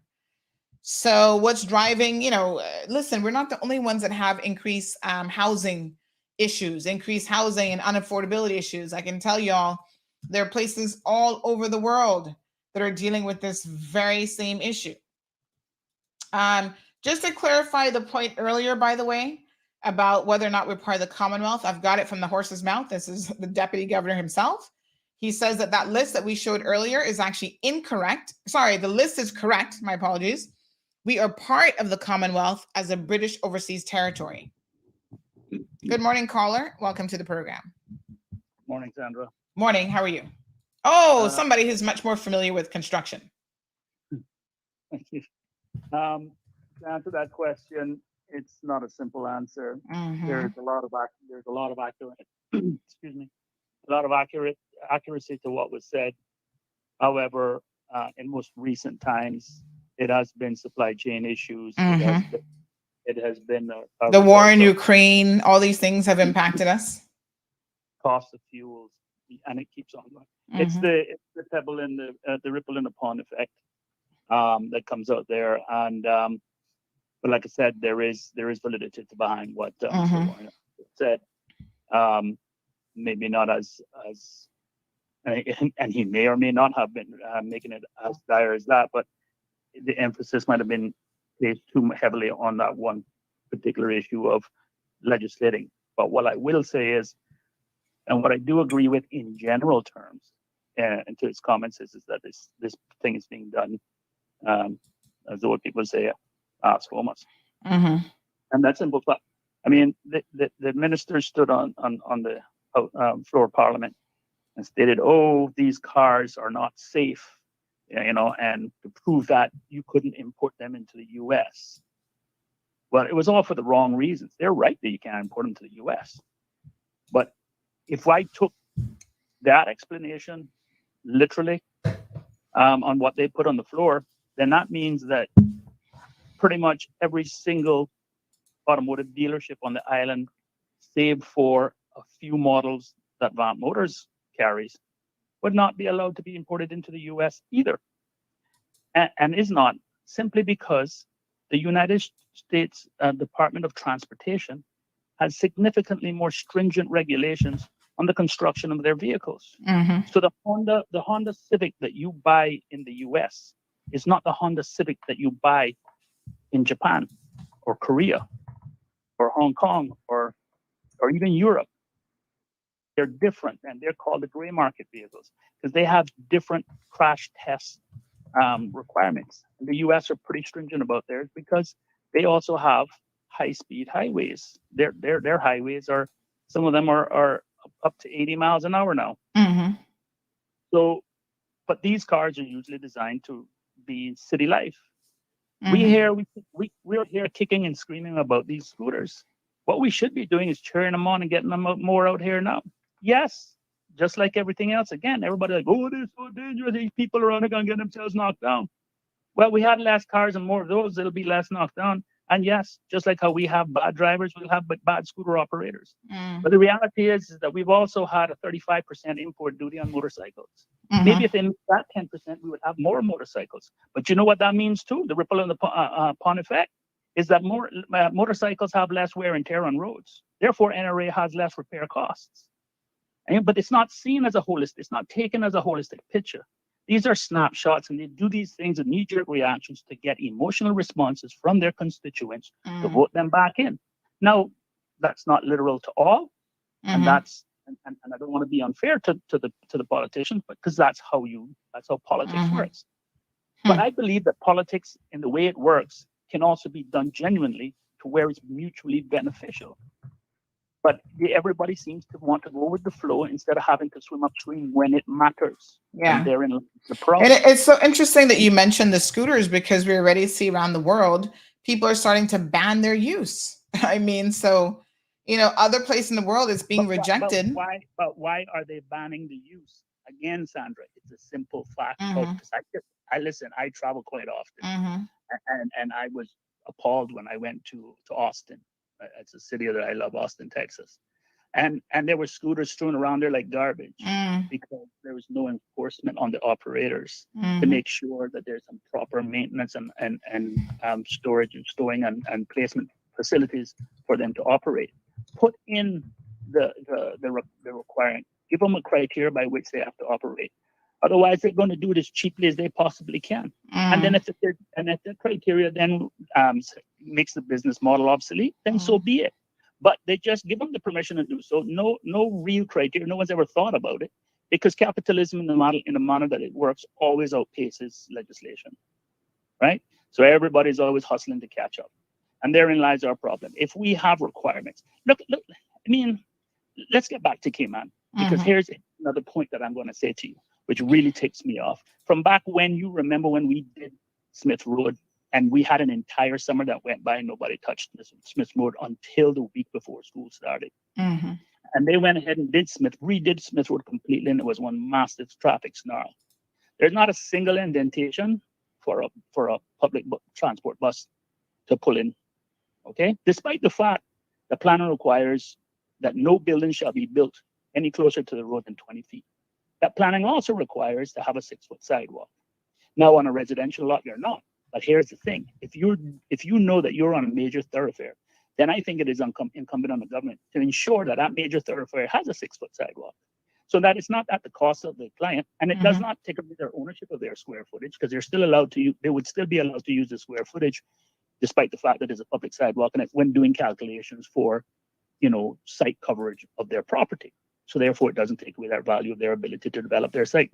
Now that's a little technical, and I may have lost some people. My point being is this: simply this: is that nothing's being looked at holistically, and you can make some simple changes to the laws. So now we're putting in even more highway roads now going east, and still no indentations for buses to pull off of. And then we got that choke accordion effect on the bottlenecks. When buses do pull off, or we get in flights, and then at some places where buses can pull off, they're also not. They themselves are not doing so because they want to keep the back end of the bus so they can push back into traffic easier than being asked to let back in. We have a lack of enforcement in general. And as far as the cost of living, it's going to jump. Mark my words. I'm no Miss Cleo or have a globe, but I'm just using common sense. When you restrict the amount of vehicles, or like when you this age thing here, I think when you go back and look at the statistics, you'll be shocked as how many Caymanians are the ones who are actually can only afford those vehicles. And the problem again is not the age. The problem is the quality that's being brought in. So if you change the regulations to let to say that, hey, I have to prove that this vehicle is in good condition before it comes to the shores, then so be it. Because at the end of the day, as far as I know, when these vehicles are brought to the island, Department of Vehicles are the ones who are licensing them because they're saying that they are roadworthy. So I have a car that I drive. It's a 2008, and it's perfectly fine. All right. And I drive it every day. So there was just too much of a jump at this whole thing. But like I said, even just taking the government ministers out there, where is it? That means every single dealership would have to shut down in terms of they were talking about the quality, the ratings of their cars because, the U.S. doesn't let them in. Just that on that. Yeah, I mean, I didn't hear that as an argument for it, but somebody actually said that. I didn't hear that at all. Yeah, somebody said one. Yeah, I think they're misinformed, and they need to look at the region, I suppose, if they want to make an argument in terms of other regions or other countries that have done it. The U.S. is not the litmus test, but regionally, it's been done by pretty much quite a number of countries.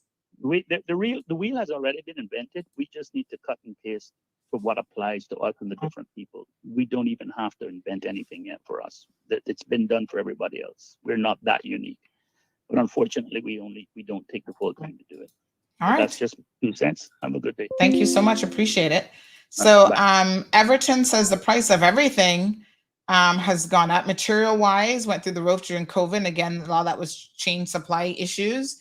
A single container went from being $3,000 to $4,000 up to over $15,000. So if the container alone to get your material from China or anywhere in the world went up substantially, you can imagine there was even a shortage, folks, of containers themselves, and people were trying to scam people out of containers. So yeah, there's been a lot of shortages around the world. He gives an example here. It used to cost me at least $150 for 250 feet of 10-3 Rollmax. Now the same wire cost me $480 for 250 feet. Go figure. And of course, you're going to pass that cost along to your clients. So same thing.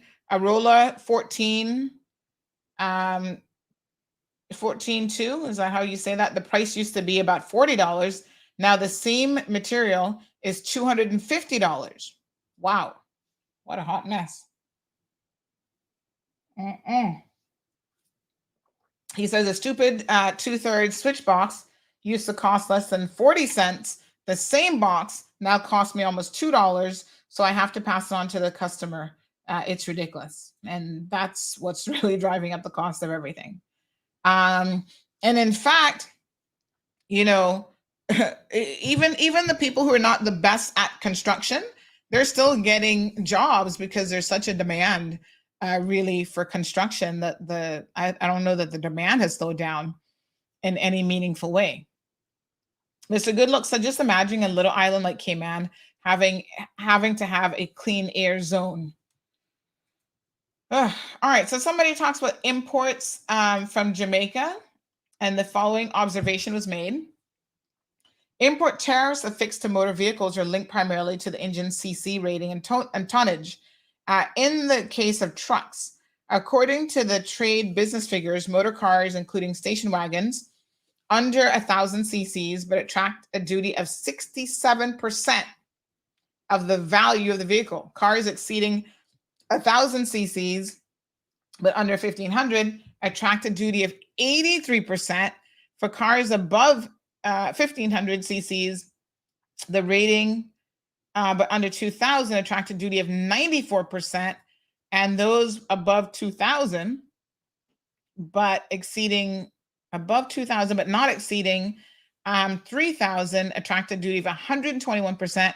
And cars exceeding 3,000 gasoline or 3,200 diesel attract 100%, 180% import duty. So again, just speaking to what the import duty is in Jamaica, and I hear people in Jamaica all the time saying how expensive it is to import a vehicle in that country. So yeah, pretty crazy. Dean says minimum wage doesn't seem to be going up with everything else. Oh, it will go up. They're doing this minimum wage review committee. I suspect that out of that, it will go up. And then when it goes up, the cost of living will go up as well to compensate for the increase in minimum wage. This person says, I have a suggestion. One of the biggest causes of traffic issues in Cayman is caused by the cars on the road that are not roadworthy. Ooh, yes, sir.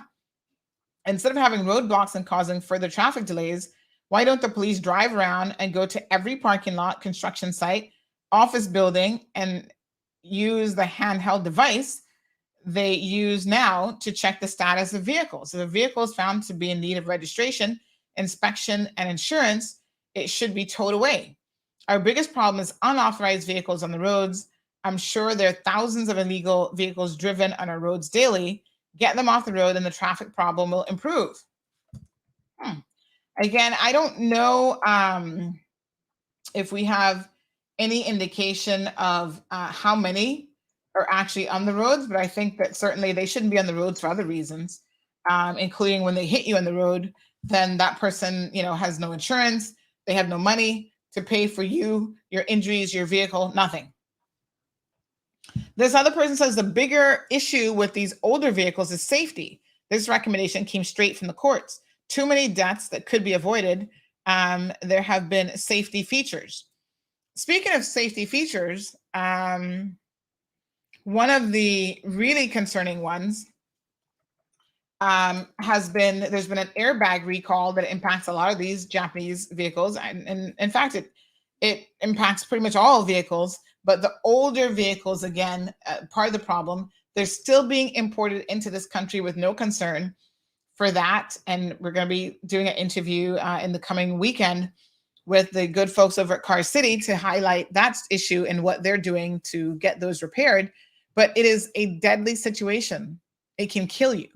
And these are the cars that we're importing that everybody knows has this issue. Honda, I know, is working very, very feverishly to try to fix it.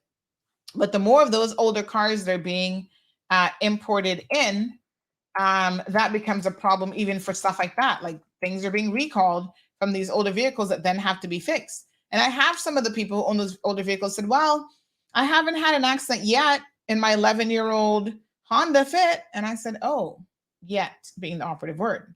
But when you do understand, because now licensing isn't going to allow you to license that vehicle any longer, because when you do have an accident in that, the chances of that, and in some instances, there's some specific models that have the issue, 50% chance of that device in an airbag actually killing you. 50% chance. And you have people on these streets willing to take such a chance. It's just unbelievable. All right. Let me see here now. Just trying to see any other comments. Speaking of cars, did you ever get, oh gosh, yeah. That's a whole other situation. So this person in Bahamas has a West Bay Road.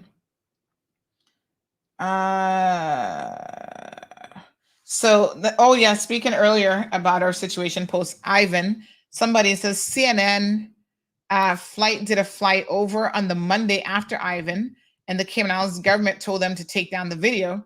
Seen it, and they said they were told to take down the video. The majority of those cars coming in are people on work permit holders, and people that have anchor babies. They import them and rent and sell them. Oh yes, it fuels a lot of the rental market as well, we should add.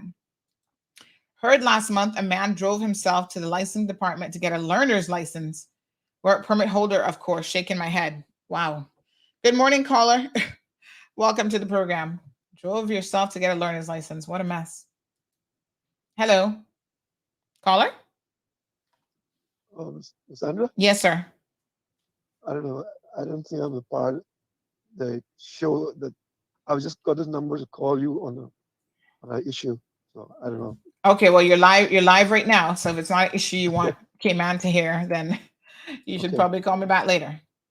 Okay. All right, my dear. I call you. Okay, no problem. All right, so this person says, we're going to be wrapping things up here. $100,000 to own a Toyota Corolla in Singapore. Why car ownership is in Singapore is an extravagance. Wow. All right, let's pick up that conversation tomorrow. I want to look at this because it is interesting to see how other places in the world treat these situations and these things, right? Huh. Okay, honey child. Person says 180%. That's almost 3 cars you're buying. Wait, Sandra, I'm not clear. So vehicles that have been on island before the law will now not be relicensed? No. I never said that. That's specific to an airbag issue. We'll talk more about the airbag issue because we'll sort that out. No. I was just telling you that there's an airbag issue. So, okay. All right, folks. Let's see. All right, let's leave it there for now. Just trying to see if any other comments come in.